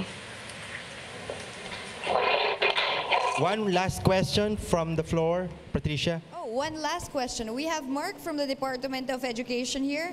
Mark is 23 and would like to ask a question of everyone in the panel. Good afternoon, sirs. My question is, what has been done by your agencies, by the Armed Forces of the Philippines and by DOST, perhaps FIVOX and PAGASA, on making the community informed about the risks of disasters like earthquake and tsunamis and future disasters? Because I very well appreciate your discussion, sir, earlier, but I think it would not be enough if it would just be us who would learn those facts. I think the community, you should also reach out with the community. So my question is, what has been done? Thank you. Thank you very much. Okay, Gentlemen. Okay, Director. I'll try this one first. We have done multi-hazards mapping for the region, especially for Leyte, Southern Leyte, Northern Samar, and Eastern Samar. We're finishing up some of the things for the rest. In 2006, I think, or 2007, I was actually opening a week-long or two-week-long session, supposedly for all the mayors and barangay captains for this province. And we presented the multi-hazards maps and all the possible information, including storm surge, that might affect this area. I think we also need to continue that. Aside from the political leaders, we also focus on teachers. We have seminars on teachers. In fact, for this province and Eastern Samar, we have a special awareness and preparedness tools for earthquake and tsunami. You don't need a PowerPoint, but very big 16-inch posters or storyboards that can be delivered by the teacher. Meron pong storyline at the back of the posters, and which is interactive. And this has been appreciated by many teachers, and we've been going around the Philippines to share these information materials.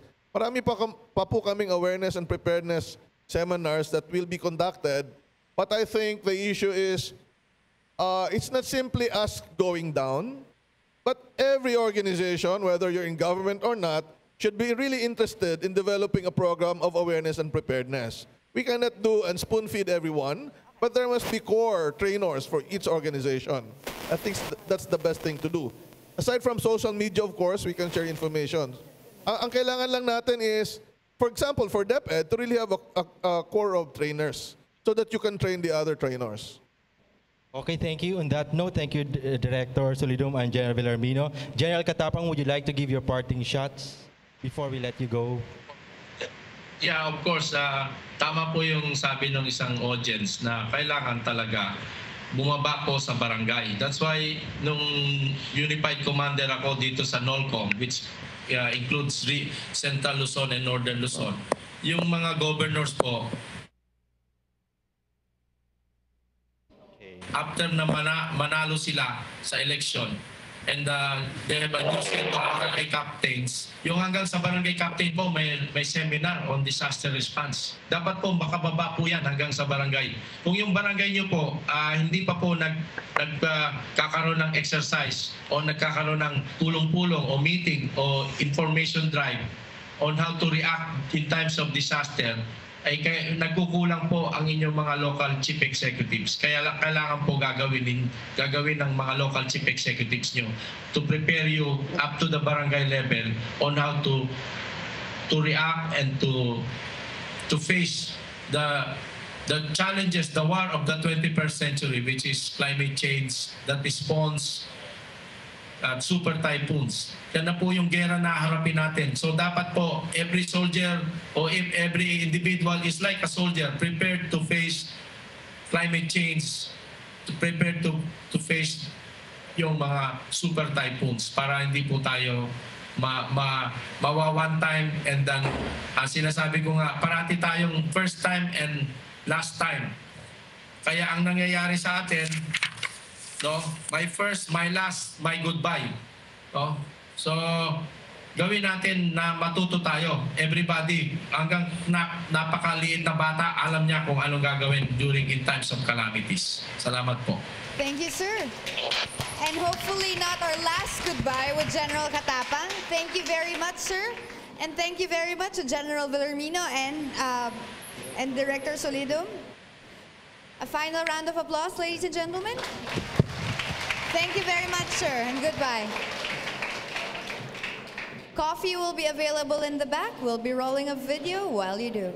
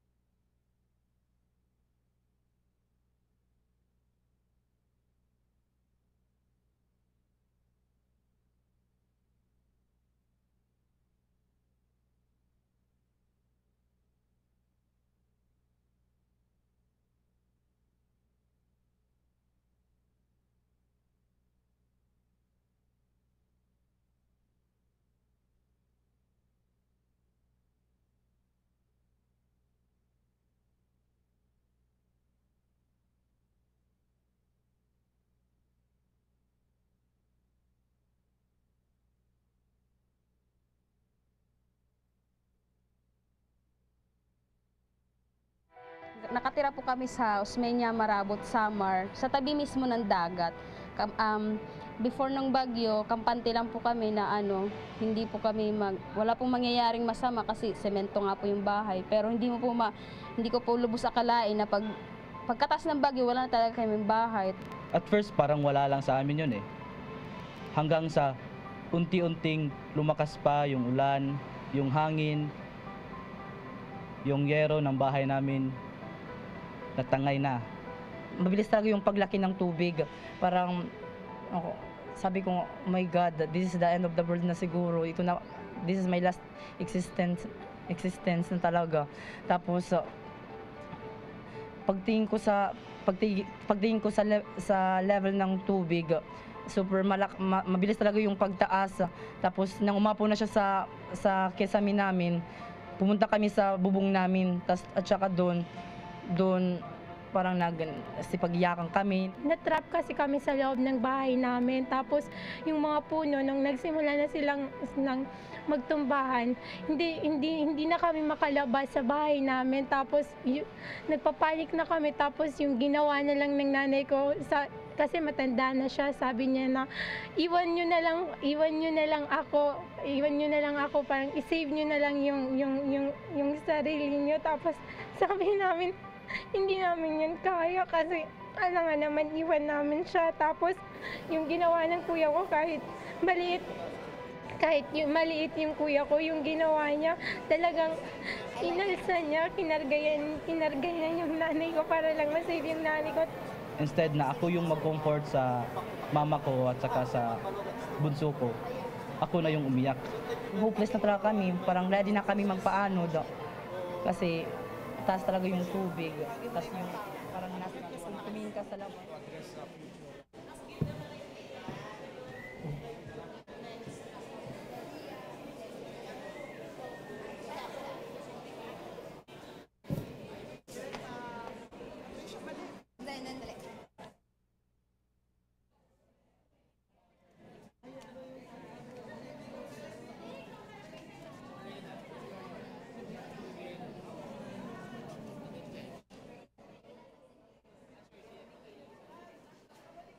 Can everyone come back inside now? We're about to start in just a minute.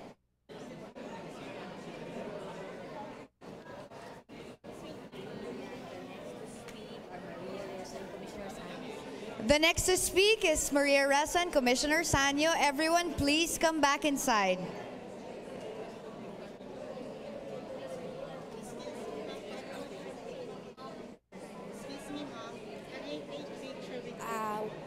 We just have to do the program. Ma'am, yan na naman. Sorry talaga, kailangan ko talaga aralin. Oh, sige.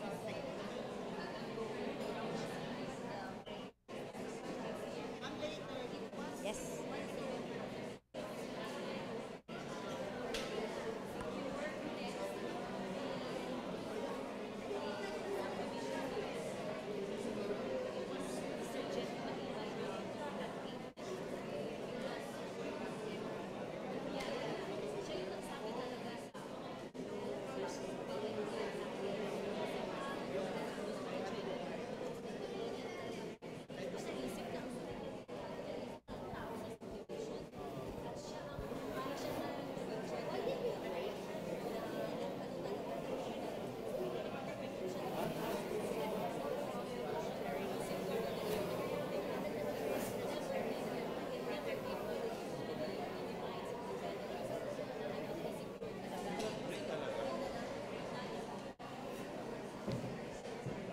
Everyone, please come back inside. We're about to start.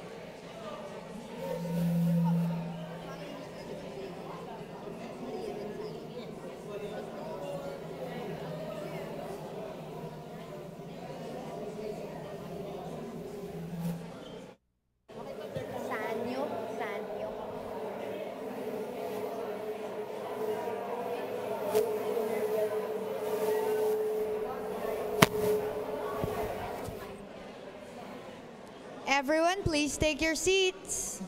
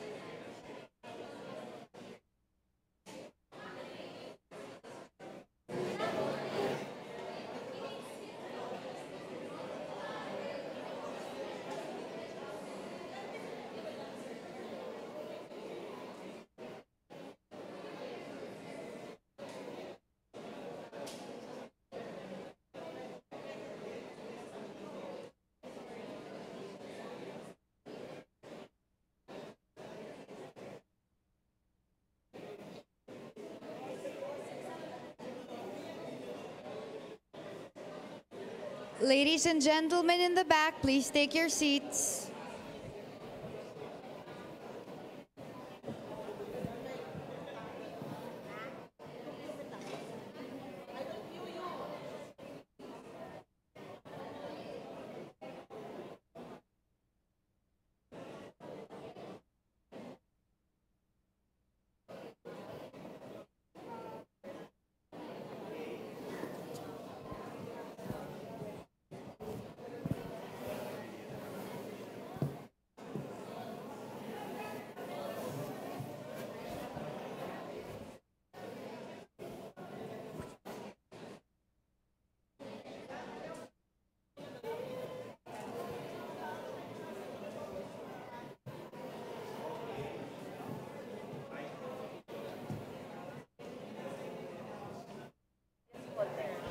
Hello? Yung mga nasa likod, inaanyayahan namin kayo umupo sa harapan. Maraming pang upuan dito. Didi ka mo ha, atubangan.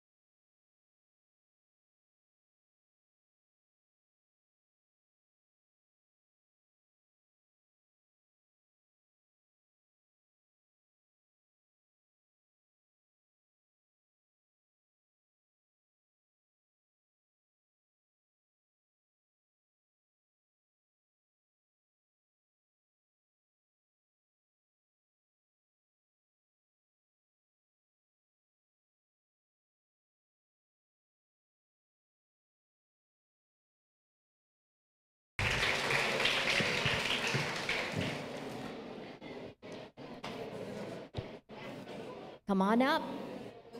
So, it seemed clear from your questions that many in Tacloban felt that help could have come faster. At least 2 or 3 of the questions were asked about that. And it also seemed clear that the soldiers who were here felt they did all they could, right? And what we heard from General Katapang is that he is now putting in place measures so that that kind of delay doesn't happen again.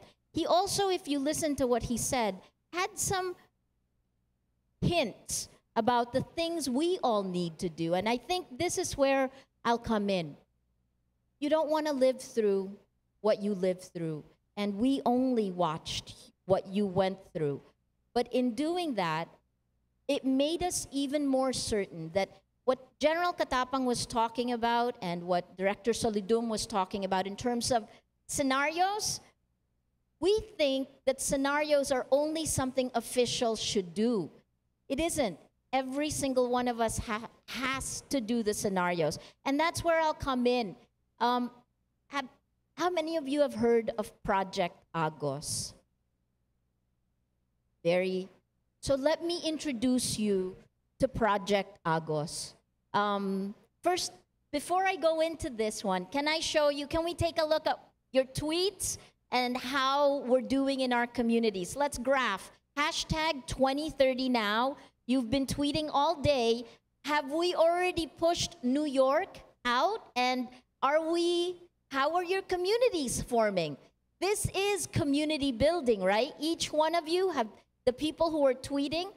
Interesting. Oh, okay. I have a lot of followers, but I suppose that's fine. Who's in my community? Who's this? Click it again, please. Jillian May.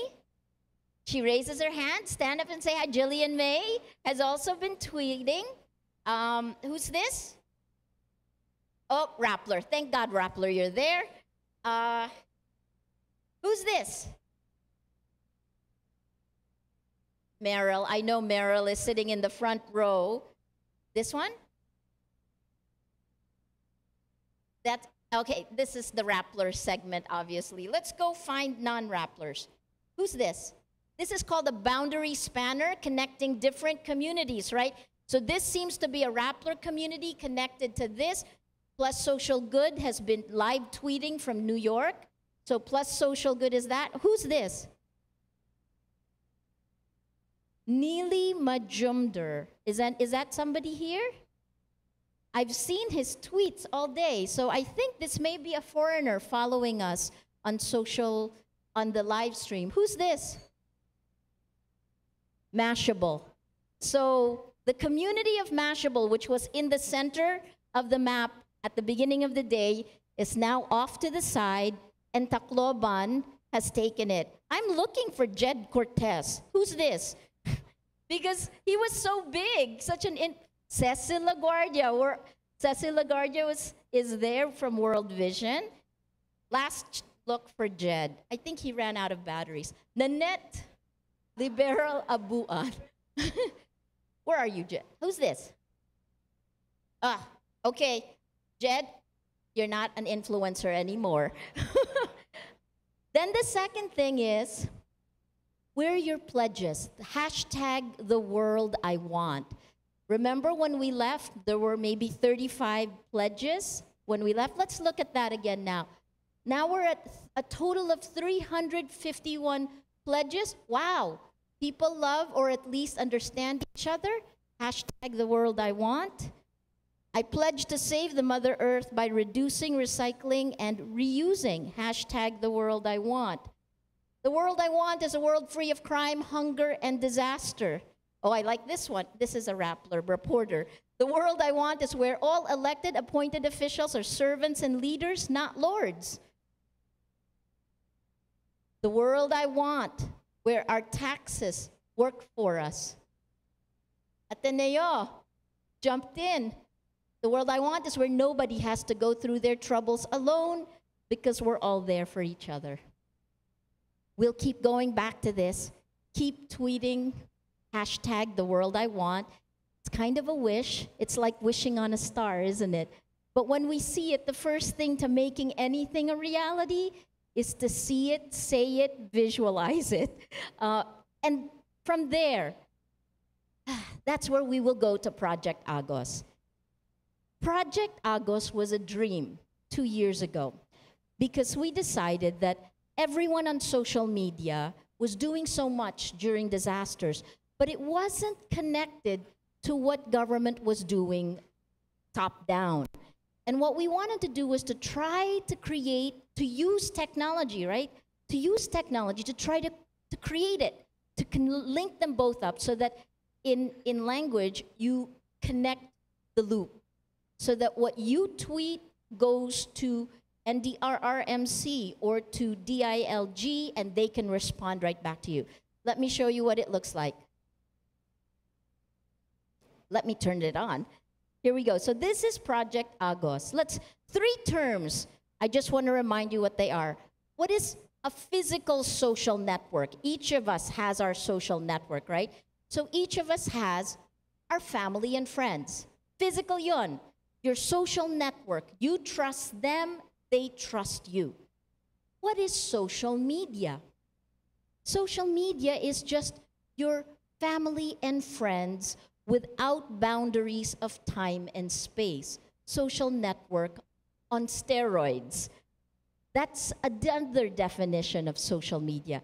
If you take that definition, the possibilities become endless. Why? The statistics show that people in general, and this is from a book called Socialnomics, people trust social media in the 90% compared to trusting traditional media or advertising, which has a trust rating of about 14%, right? And that makes sense considering that your core in social media are your family and friends. So your family and friends trust you, you trust your family and friends. That's what makes social media powerful. And you heard Director Solidum talk about the tweet na madaan, or what did he say? Matweet na daan. We'll show you how that works. Then this is the last phrase, crowdsourcing. Crowdsourcing is when a lot of people create something that one of us could never do alone. What do I mean by that? An example is Wikipedia. Wikipedia was created, that's 250 million pages created by everyone around the world. It is self-correcting. Another example that we created together is this pledge list. One of us couldn't have pushed that number of pledges up to 351. It took 351 people to create that kind of crowd, right? So now what does that mean? Let me introduce you to Project Agos. Agos is that platform that combines top-down government action and bottom-up civic engagement to help communities deal with climate change and disaster risk reduction. This sounds jargonish, but what that means is no one knows what's going to happen in our world today. Not the government officials, not us. You here have lived through the worst typhoon to ever hit land ever around the world. That makes you true survivors that the rest of the world will look to try to figure out how to cope with what the world is going to do next. What is Agos? Sorry. So Agos, I'm going to show you a 1-minute video next, which is really what it is. There's 3 ways you can report. And this is reporting for help, right? So if you need help, typhoon comes, you're in your house, you're on the 2nd floor, and the waters are there. There are 3 ways you can report. One is through text message. The second is on the site. You can actually, and we hope that more websites, more mobile sites will take this so we can just put the data in. And the third is on Twitter, using the hashtag RescuePH. Using new technology, we can use the volunteers who were mapping on Twitter and have them, the people, teach something called a machine learning classifier. It's artificial intelligence. The volunteers will teach the algorithm that will then be able to map our tweets asking for help.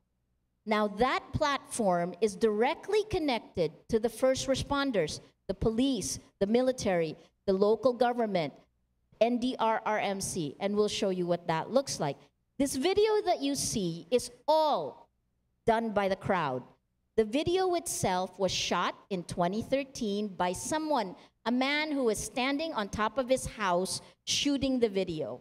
And you'll recognize the video. and then you can see a possible first responder for it. And let me show you the video now. No, video. Audio.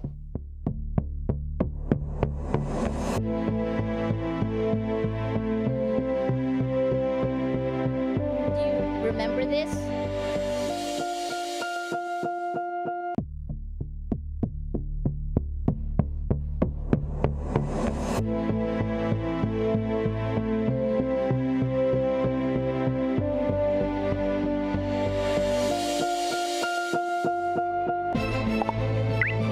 That's text, that's tweet. So this is, the green is coming in through text, and that's coming in through Twitter, #RescuePH.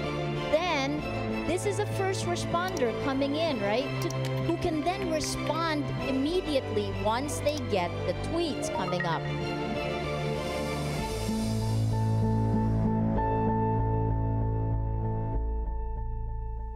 That was a year ago, and in that year, we've done several things.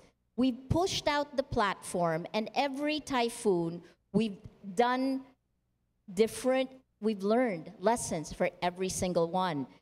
The one that really surprised us and surprised you is this. Yolanda, from outer space. This is what it looked like. And you know, you lived through this. This is what it looked like on the ground. So, syempre, this tool that we have, Project Agos, requires that you be connected. And cellular systems went down, right? So what did we do? Well, there's something called a crisis tracker that we put up immediately. And this is, everyone on Twitter can be geotagged. So this is like seeing the map of the Philippines, and I click on Giwan, and on this side, every single tweet that is connected to Giwan is geotagged to Giwan or mentions Giwan comes out there. And all that does is it helps somebody who is looking for a location. If you have a family or friend you're looking for, this crisis tracker is the first step you look. The second thing that it did, and now this is part of a global community called the Digital Humanitarians. It's working with UN, OCHA. There's a group of volunteers, including Move PH and Rappler, that began to categorize and map the tweets. And this came from the experience of Typhoon Pablo a year earlier. Within 24 hours, they took pictures and they were able to give that to the NGOs who were helping. This is crowdsourcing. This is all you doing the work, right? Soon after, you were at ground zero, so you didn't have any signal. But at a short time, people who were coming in were asking, where is their cellular signal? And sometimes they wanted to know from people, because sometimes some of the reports coming from the telcos wasn't completely right. So people started crowdsourcing, mapping where they had cell signal, and where you had the big white spot, obviously there's no cell signal there. We crowdsourced mapping roads and infrastructure, because we drove down to Tacloban after looking for our own folks. And when we were driving down, you could see, we wanted to see which roads were passable, not passable, with power, no power. Crowdsourcing. So anyone who was there, it's like you're embedded in each step of the way. Ordinary people. The actual typhoon map, which I'll show you actually should show alerts. We're all looking for people. It was the first time that we really dealt with something like that. Your family and friends were looking for you, like Voltaire was looking for his family and friends. And this is the last thing we wanted to show you. We asked Google and Facebook to send engineers, and they did in the first 24 hours. And what we did is, our guys on the ground, Zach, Voltaire, David, Rupert, who are here, they began to take photos of you, of people who were standing online for food, of people who wanted to reach their relatives. And Google said that they gave us access to the back end of their person finder, and we started to input that. And then we connected it with Facebook, whose engineer basically opened it up so that we could upload the photos, and it would appear, it would go in the database of both Google and Facebook and Rappler. Why is Facebook important? Facebook has a facial recognition system, so that in this case, if one of these has a friend connected to another friend, like this case, Estrelita Camugnay Francisco, these are people who were notified. One of them was notified by Facebook's facial recognition that they knew her, and so her family found her through Facebook. This is the technology that's there. It's available for the next time something like this happens, and God forbid, something like it could happen again. The next thing I want to show you is how did the map behave yesterday during, it wasn't even a typhoon, it was only a tropical storm, but it dumped a lot of rain on Manila. Here we go. This is Project Agos yesterday, right? So what happens, you can see this is where, if you want to submit a report, you report, and the reports come down here. Let's scroll down. So you can see all the different reports, plus, let's look at the path of Mario. Can we just add the path of Tropical Storm Mario? And then let's zoom in here also. Let's zoom into where most of the reports came from. So this is all crowdsourcing, right? Keep zooming in, keep zooming in. Going in here. You can see it, right? You can see immediately it clusters. Keep going in. You can see where almost all the flooding happened. Keep going. Those are the reports, crowdsourced from people who were there. Okay, so the map is catching up. The map will form. Let's go to the, I want to just share 3 cases with you. Let's go to the first case. This one was reported, there's 7 replies there, but this was reported about a day ago. 2 women on the roof of Shell Araneta. #rescue, please. So this came through social media. And then right after that, look, update. Up to 20 women now stranded. Next one, people need medical kit for asthma. Next one, 20 people currently trapped. The update, a day ago, the PNP is on the way, also coordinating with Red Cross. And then the last one, PNP rescue team already on their way. And finally, safe now, right? You can see the flow and you can see where they were stranded here. Next. This one, 2 families here with 8 members, including infant, at the address. Let's click on it. And what you have is once they see this, you can share it. But this is what I like. Immediately, you get a response from NDRRMC saying, nasan ka? Ma'am, kamusta po kayo dyan? Safe now. Safe now. Tapos, kamusta kayo dyan? Thank you and be safe. From NDRRMC. So, connected na yung social media to the first responders. Then the last one we want to show you actually made the guys on our team who've been working on this, because we joke that and tell them that they're giving birth every time there's a typhoon. This one, let's look at this. May babaeng nagle-labor sa ibabaw ng bubong along Manunggal Street, Barangay Tatalon, Quezon City, malapit sa Araneta Avenue. Please contact Badet Gabriela Tatalon with a cell phone number, and it came through Twitter at Gabriela Fils, right? So you see here, Voltaire followed it up. Risa Delgado, now in labor at Diosdado Macapagal Elementary School, reported by Badet. And just a little after that, rescued by the Philippine Red Cross, who is a partner in Agos. According to PRC Secretary General Gwen Pang, Ambulance 1 found Risa Delgado in an evacuation tent in Aviva, Tatalon QC, fully dilated. PRC QC immediately transported her to East Avenue Medical Center. You can report it, the crowd can help. So we don't just wait. We don't have to wait anymore.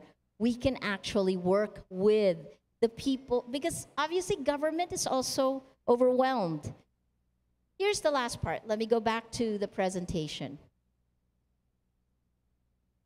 During this time period, Project Agos has linked up with a lot of people. This is what Zach and Voltaire have been working on. 38 provinces, 22 cities. Earlier, you saw that we were signing a new memorandum of agreement.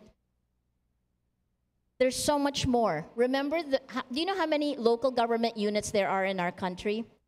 1,800. So this makes me think there's still so much more to be done. But beyond that, there's also the challenge of putting together, you heard from the morning from Mayor Romualdez and Governor Petilla, it's putting together local, regional, and national. It's top down and bottom up. We can also help push that along, right? And then we bring in the NGOs, the people in this room, Red Cross, Oxfam, the UNDP, OCHA. I'm going to end with just showing you this. These are the 3 phases that we need to have in order to cope with any disaster. Prepare, respond, recover. If we don't prepare, many more people will die. If we prepare, we can be resilient, right? So prepare. The respond, as you heard from Director Solidum, if you plan to respond, then you can save more lives. And that response is not just from government, that's from each of us. Imagine this, if you know where your family, where your home is, what the dangers are to your home, and then if you work with your local government officials to figure out where your evacuation centers are. Albay, which is kind of it's our best performing in terms of how to do this.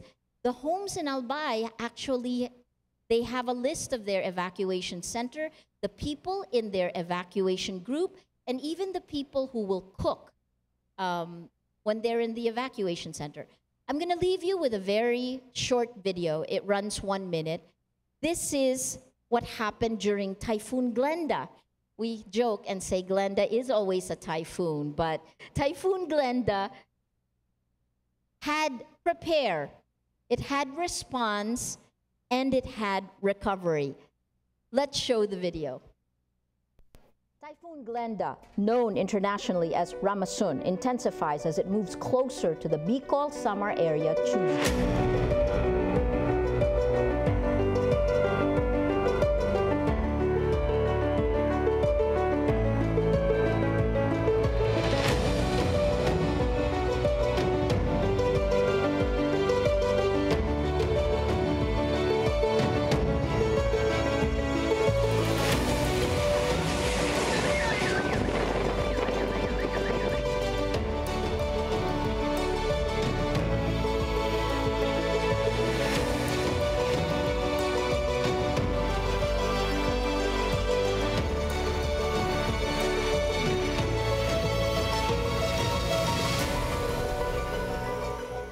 This is the recover part.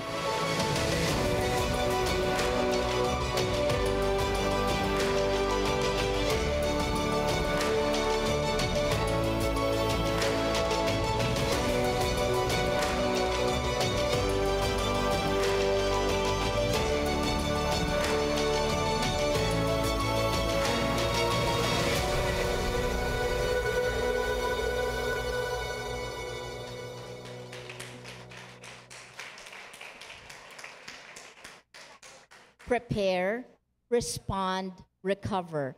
Your power, our power. It is the power of the crowd. It is the power of social media. Project Agos is there for you to use, and hopefully make us more resilient for the future. Thank you.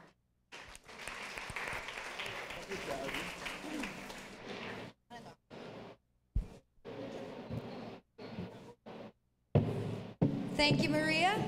We'd like to call our next speaker. He's a graduate of the University of the Philippines and has been a longtime environmental activist who spent more than a decade with the World Wildlife Fund.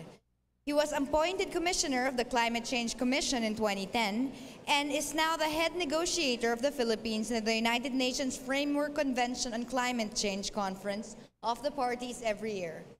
Ladies and gentlemen, please welcome Mr. Nadarev Yeb Sanyo, Commissioner from the Climate Change Commission. Round of applause, please. Thank you very much. Thank you, Patricia. And allow me, please, at the onset, to thank the Rappler family for inviting me here. Such a big honor. Maupay nga kulob sa tanan. Gandang hapon, good afternoon. Well, first, let me reflect on why I'm so happy to be here.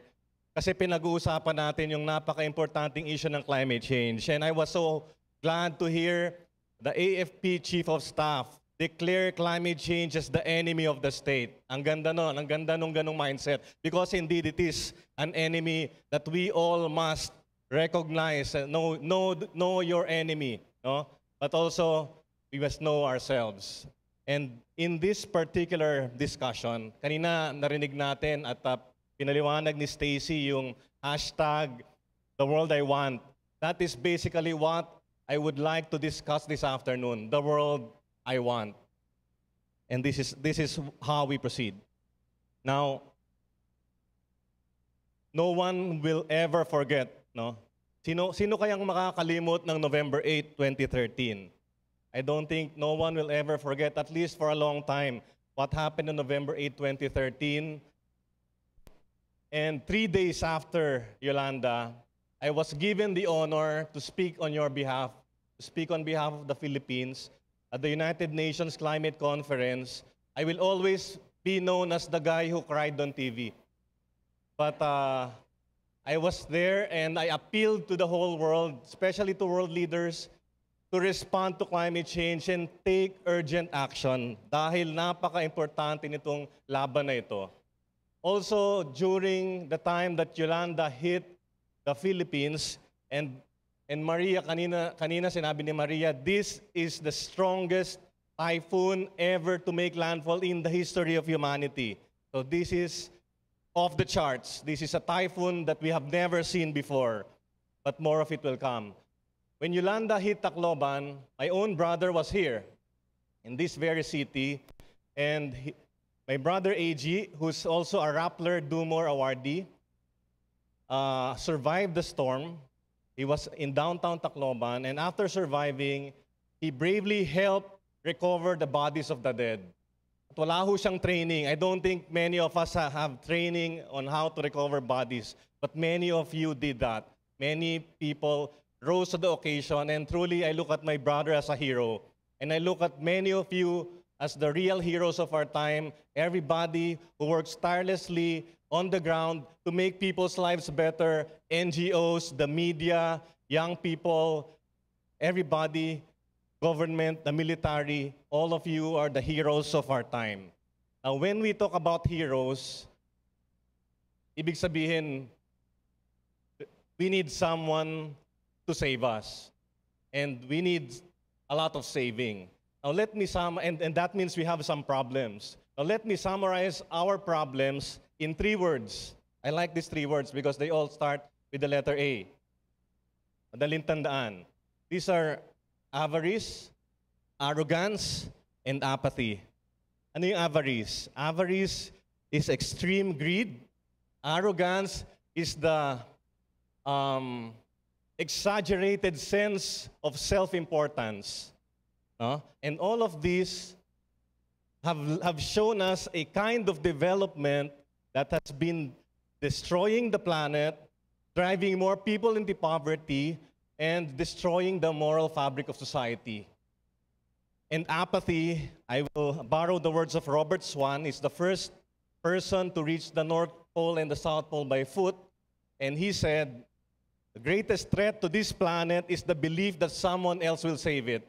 This is a dangerous belief because it's the job of everyone, every one of us, to be part of the solution. It's not just the job of government, it's not just the job of NGOs, it's everybody's job to take care of our planet and to take care of each other.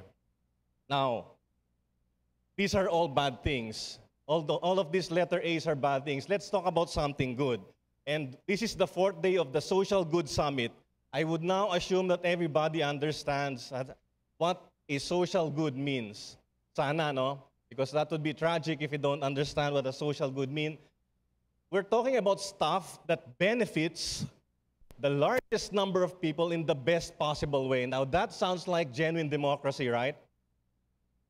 Ang ibig sabihin din ito, a social bad is something that benefits the fewest number of people in the worst possible way. Maybe I'm exaggerating, but let's look at it in that way.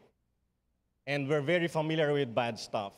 Now, can you think of what are examples of a social good? There are lots of things, and we need to understand that because not just because we're in a social good summit, but because social good is really good. We're talking about energy security, clean energy, maybe clean air. Is that a social good? If the air is clean and we can breathe it, a lot of people benefit from that. Marami nakikinabang. Quality education, maybe gender equality is a social good. It makes everybody happy. Literacy, you're talking about biodiversity. What else? Rule of law. If there's rule of law, it's a social good. Good policemen, not those who go hold up people at EDSA. If we have good policemen and good enforcement, it's good for everyone. Clean water, of course, if you have clean water. Now, maybe an MRT system that works is a social good, right? Good hospitals. Now, these are all examples of social good. How about saving the Philippine eagle? Is that a social good? It's a symbol, but it's not a symbol, but I'll go to that later. Now, when I think about the question, what is social good? Ang naiisip ko rin yung tanong na, what matters most to you? Sa Tagalog ang tawag dyan saan ka masaya? And we reflect on this every day. I think every morning, you kind of think how you feel about something. Saan ba ako masaya? Masaya ba ako sa piniritong daing o gusto ko ng adobong manok?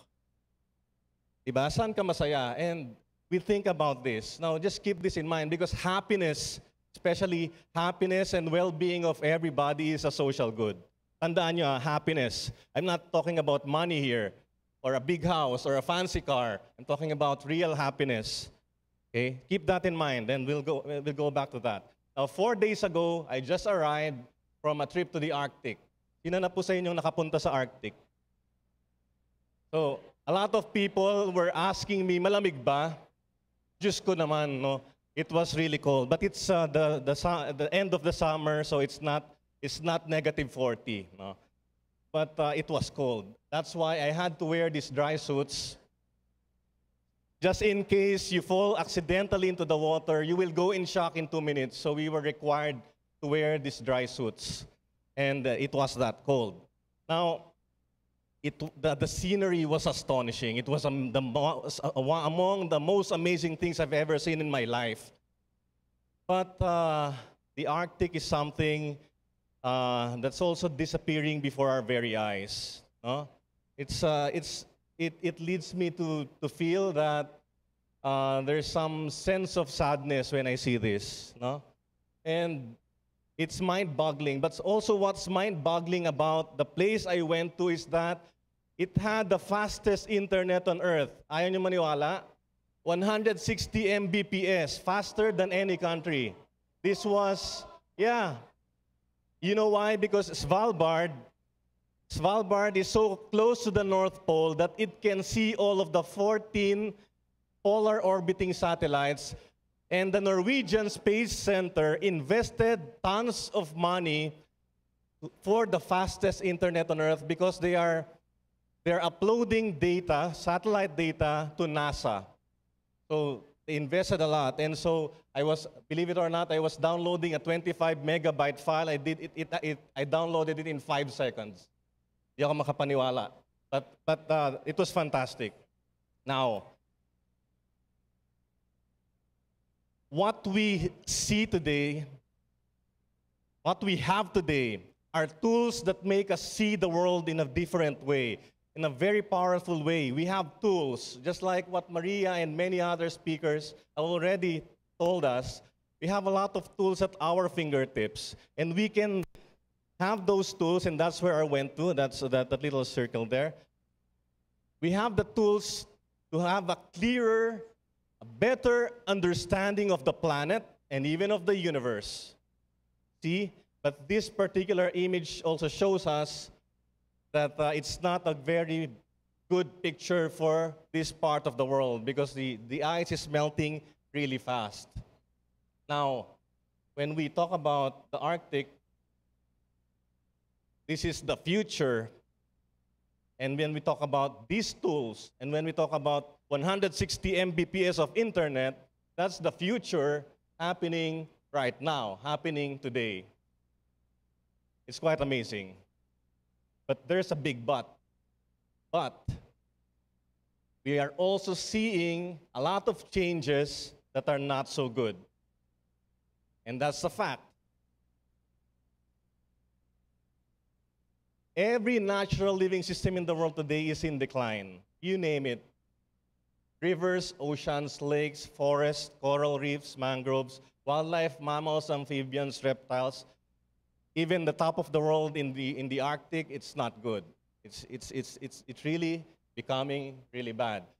And just to illustrate that, we lose 13 million hectares of forests every year. 13 million hectares. That's mind-boggling. Why? Because that's even larger than the island of Luzon. Every year, we lose that much forest. Is that good or bad? That's obviously bad. And that's something we need to work on. Now, we've been talking a lot of these bad things. Let's talk about what's happening in our own country.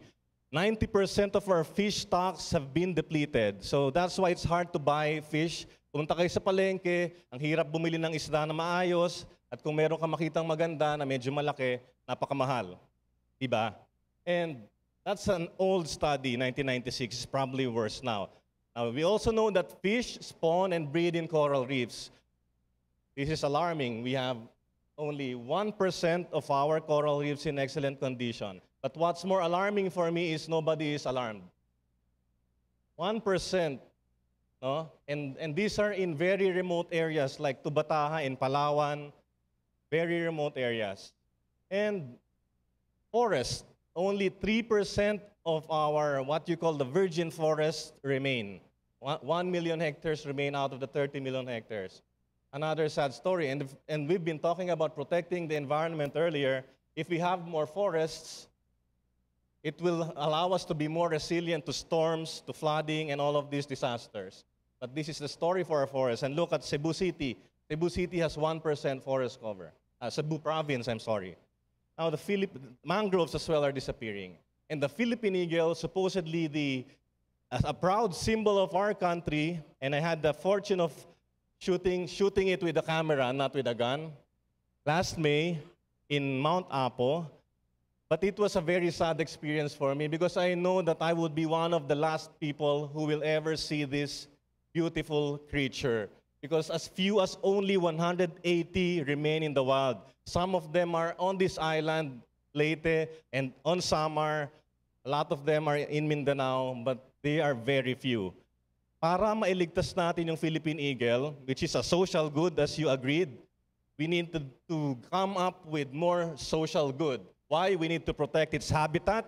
We need to alleviate poverty around its habitat and promote sustainable lives all over the country for us to save this national symbol. And I'm not yet even talking about climate change. Now we have climate change, which is the most serious problem that humanity has ever faced. Many people today have already described what kind of problem climate change is, so I wouldn't even elaborate on that, as this is very clear in our minds, and Super Typhoon Yolanda has already explained what climate change means.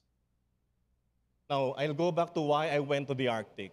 I went to the Arctic because everything is connected and I wanted to understand. Gusto kong maunawaan. Bakit ganon? So pagpunta ko sa Arctic, I had an overwhelming sense of foreboding. Yung sabihin, nag-aalala ka, kinakabahan ka. Bakit? Kasi bukod sa malamang tayo yung huling generation na makakita pa ng yelo sa Arctic, it's going to affect the whole world in very profound ways. So it was a very deep sense of foreboding. But the Save the Arctic social good is apparently getting a lot of support. As a social good, saving the Arctic, you have Emma Thompson, who came in 1 week before me, Adam Sandler, and George Clooney. Because he cannot go, I went there. And now I have a shirt that says, Tindog Leyte. No. So it's a social good, and it's good for it to be happening. Now, it was also worrying for me because, and I had also a deep sense of epiphany. Ibig sabihin, feeling ko konektado yung yelo sa Arctic sa Pilipinas. And what's happening there is connected to Tacloban, to Eastern Visayas, to Samar, to Biliran, baka makalimutan. No? It is all connected, and we are all connected. And that means what happens there affects us here, and what happens to the entire world will be a vicious cycle that we will all have to confront. It was for me like connecting the dots. Very big and bold, clear dots of climate change. Yolanda is a big dot, and the melting of the Arctic and the polar bears, they are big dots, and it's as if I was connecting them. And now, the problem and the big question for us is there hope? How do we turn things around? The answer is, yes, there is a way, but how? And now going to the question, the world I want, and what do we see in our future, 2030. And 2030 is not too far, okay? It's not too far. We are at a crucial juncture, and we are at a crossroads. Meron tayong dalawang options. There are two paths before us, just to simplify things. The path of gloom and the path of hope. The path of gloom, this means more super typhoons or more disasters. Maybe more avarice, more greed, more apathy, more arrogance, zero forests remaining. Maybe the Philippine eagle will become extinct on this side. The MDGs, the Millennium Development Goals, meaning more babies will die when they're born, more mommies will die when they give birth, and all of these problems and more disasters. And the list will go on.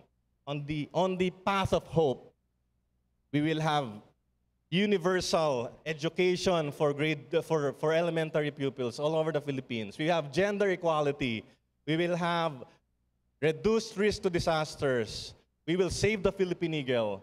We will have jobs, people bike, people eat safe and fresh food. The MRT works every day. That's their path of hope. And people care for each other. The choice is in our hands. We have these two paths to take. And we can build this dream. Now, as we pursue this dream and pursue that path of hope, it's important for us to embrace positive change. Embrace positive change. Can you tell the person next to you, embrace positive change? Now, I'll tell you a story about positive change. Okay? O, pwede na, okay na. RSI. You know what RSI is? Nakita nyo na eh. It's the fastest growing injury in the workplace all over the world. In the United States alone, they spend more than $20 billion a year for medical bills of workers who are injured because of RSI. Ano yung RSI? That's repetitive strain injury. And this is due largely to something we use every day to stay connected, the keyboard. The problem with the QWERTY keyboard, and I'll go fast on this because I have a time limit. The QWERTY keyboard, my friends, you can find in your smartphones, you can find on your laptops, on your computers. This keyboard was invented in 1866. For what device? For the typewriter. And this was designed so that they would slow down typists. But the real reason for the design of this keyboard is because it was not designed for the user, but for the salespeople. Imagine the salespeople would go out and sell the new invention called the typewriter in the 1860s, and they would demonstrate how to use the device. And I'll tell you, ma'am, sir, i-demo ko po yung paggamit ng typewriter. Ita-type ko po yung word na typewriter. And all I needed was the first set of keys on the top row because P, Y, P, E, W, R, T are all in one row. And we still use this keyboard until now, more than 100 years after. And that's why the most prevalent injury in the office is RSI. So a lot of you probably have painful wrists and painful arms. Now, I invite you to try this. Please try this. Imagine you are typing or playing the piano. Do it with the inward motion. Inward. Inward, okay? Remember the feeling, okay? And do it the other way, outward. Anong mas madali? Inward, unanimous, right? But many of the words we type with the QWERTY keyboard are outward. It's very painful to your hands. And using that principle, Dr. Auguste Dvorak invented a different layout, and it's called the Dvorak keyboard. He just changed the arrangement so that it would be friendlier to your hands and to your wrists and to your fingers. The fastest typist on earth, Martha Blackburn, can type 212 words per minute on this keyboard. She can only type 140 on the QWERTY. This is obviously a better keyboard, more efficient, friendlier to your hands. And why did Dvorak invent this keyboard? Wala nyo? To prevent RSI. And when did he invent this keyboard? Not 10 years ago, not 20 years ago, not even 50 years ago. He invented this in 1936. Who in this room has ever seen a Dvorak keyboard? Come on. Look at your iPads, look at your laptops, look at your smartphones. The Dvorak layout is there, but nobody uses it. It's there. What's my point? But you can't buy it from the store. You have to disassemble a keyboard and assemble it again. My point here is, we have been so accustomed to old habits, we are afraid to embrace positive change. We probably are so afraid of embracing social good.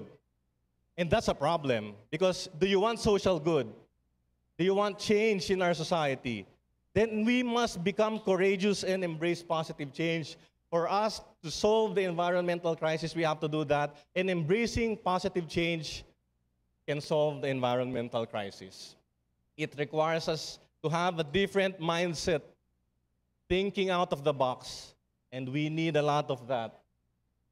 Now, I ask you a question. Where can you find the biggest geothermal clean energy power plant in the whole world which is under one roof? I think you know the answer. Here on the island of Leyte. Imagine that.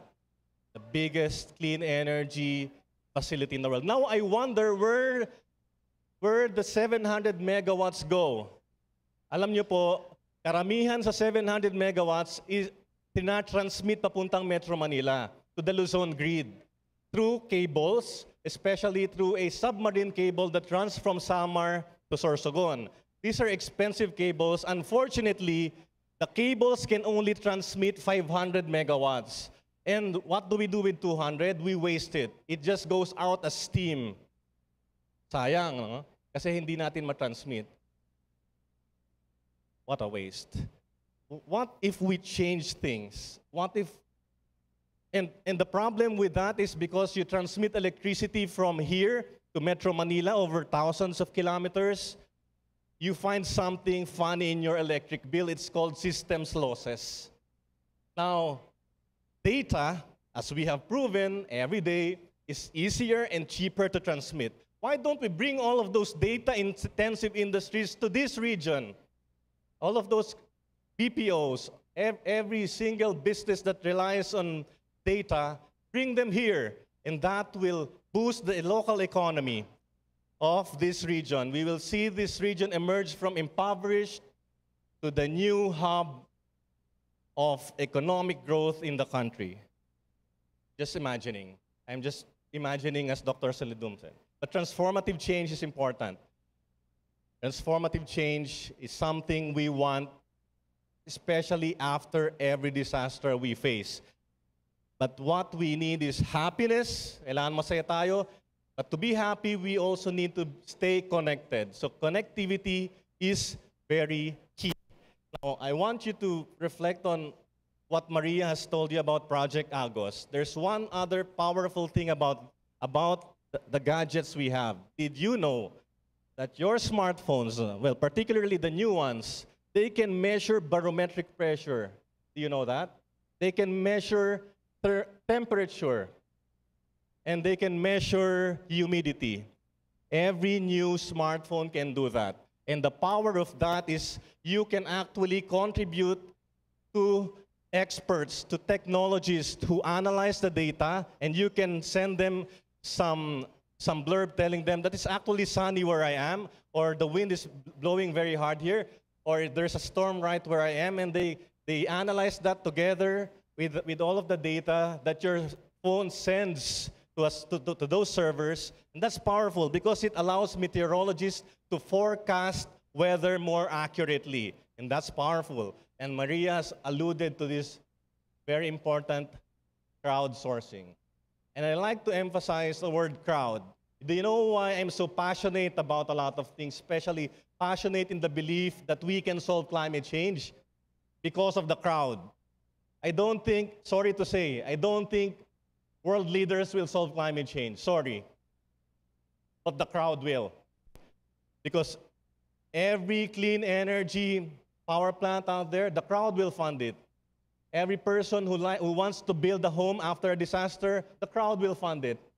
Every person who wants to build a storm surge shelter, the crowd will fund it. And not just funds, the crowd will express that unequivocally. And in building resilience, I give you 10 words, and I will not elaborate on them. I've been warned that I'm running out of time. The good thing is I'm the last speaker, probably.